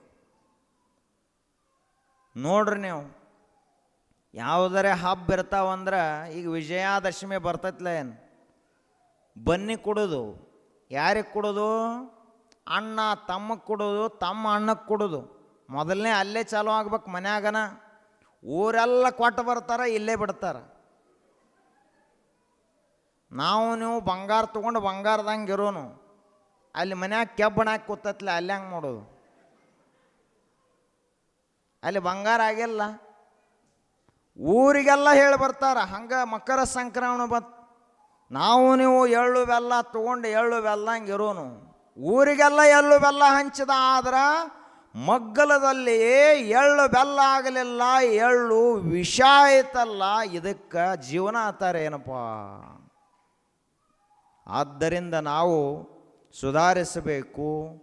ಲಕ್ಷ್ಮಣನ ಜೀವನ ನಮ್ಮೆಲ್ಲರಿಗೂ ಒಂದು ಆದರ್ಶ. ತಮ್ಮ ಹೆಂಗಿರಬೇಕು, ಅಣ್ಣ ಹೆಂಗಿರಬೇಕು ಅನ್ನುವುದಕ್ಕೆ ಆದರ್ಶ. ಅದೇ ರೀತಿ ಒಳಗೆ ಅಣ್ಣ ಉದಾರ ಹೃದಯದವಿರಬೇಕು. ಏನು ತಿಂದ್ರವಂತೂ ತಮ್ಮನ ತಿತಾನ ಬಿಡಲಿ ಅಂತ ಅಟ್ಟು ಉದಾರ ಮನಸ್ಸಿನ ಅಣ್ಣ ಇರಬೇಕು. ವಯಸ್ಸಾಗ್ಯಾವ 70, ಇವನ ಮುಖ ಪಾಕಿಸ್ತಾನ ಕಡೆ, ಅವನ ಮುಖ ಬಾಂಗ್ಲಾದೇಶದ ಕಡೆ, ನೋಡಂಗೆ ಇಲ್ಲ. ಸತ್ರೂ ಅವನ ಮುಖ ನಾನು ನೋಡೋದಿಲ್ಲ ಅಂತ ಹೇಳ್ತಾನೆ. ಮತ್ತು ಯಾವುದಾನ ಮುಂದಿದ್ದ ಮೊಹಮ್ಮದ್ ಗಜನಿ ಅಲ್ಲ, ಮೊಹಮ್ಮದ್ ಗೋರೆ ಅಲ್ಲ, ಮುಂದೆ ಯಾರದಾರ ಇವನು ತಮ್ಮನೇ ಅದಾನ ಇದ್ದರೂ ಕೂಡ ನಾ ಸತ್ರೂ ಅವನ ಮುಖ ನೋಡೋದಿಲ್ಲ ಅಂತ ಹೇಳ್ತಾನೆ. ಅಂದ ಬಳಕ ಎಷ್ಟು ಶತ್ರುತ್ವ ಬೆಳೆದೈತೆ ಅಣ್ಣ ತಮ್ಮಂದಿರಲ್ಲಿ. ಇದ ಭಾರತ ದೇಶದೊಳಗೆ ರಾಮ ಲಕ್ಷ್ಮಣರು ಆಗಿ ಹೋದರು, ಶ್ರೀಕೃಷ್ಣ ಬಲರಾಮರು ಆಗಿ ಹೋದರು, ಹಕ್ಕ ಬುಕ್ಕರು ಆಗಿ ಹೋದರು, ಸುಭಾಷ್ ಚಂದ್ರ ಬೋಸ್ ಶರಶ್ಚಂದ್ರ ಬೋಸರು ಆಗಿ ಹೋದರು. ಅದೇ ರೀತಿಯಾಗಿ ಸಾವರ್ಕರ್ ಸಹೋದರರಾಗಿ ಹೋದರು, ಚಾಪೇಕರ ಬಂಧುಗಳಾಗಿ ಹೋದರು. ಇದೇ ದೇಶದಲ್ಲಿ ಅಸಂಖ್ಯ ಜನ ತಮ್ಮ ತ್ಯಾಗ ಬಲಿದಾನ ತಪಸ್ಸುಗಳಿಂದ ಈ ರಾಷ್ಟ್ರವನ್ನು ಕಟ್ಟಿದರು. ಆದರೆ ನಾವು ಇದೇ ದೇಶದಲ್ಲಿ ಹುಟ್ಟಿ ಸಾಧನ ಏನು ಮಾಡಿದ್ದೀವಿ ಅಂದರೆ ಏನೂ ಮಾಡಿಲ್ಲ. ಅಪ್ಪ ಒಂದು ರೊಟ್ಟಿ ಗಳಿಸಿಟ್ಟಿದ್ದ, ಆ ರೊಟ್ಟಿ ಬಡದಾಡಿ ತಿನ್ನುವಂಥ ಪ್ರಯತ್ನ ಮಾಡ್ತಾ ಇದ್ದೀವಿ. ನಮ್ಮ ಈ ಮಂದ ಬುದ್ಧಿಗೆ ಏನಂತ ಕರಿಬೇಕು ಅಂತ ತಿಳಿದವರು ಕೇಳ್ತಾರೆ. ಅದಕ್ಕೆ ನಾವೆಲ್ಲರೂ ನಮ್ಮ ಸಹೋದರತ್ವದ ಭಾವನೆ ಇನ್ನಷ್ಟು ಬಲಿಷ್ಠ ಆಗಬೇಕು. ನಮ್ಮ ಭಾರತೀಯ ಸಂಸ್ಕೃತಿಯ ನೆಲೆಯಲ್ಲಿ ನಾವೆಲ್ಲರೂ ಗಟ್ಟಿಯಾದ ಬಂಧುತ್ವವನ್ನು ಹೊಂದಬೇಕು ಅಂಥೇಳಿ ಇವತ್ತಿನ ಸತ್ಸಂಗಕ್ಕೆ ಮಂಗಲ.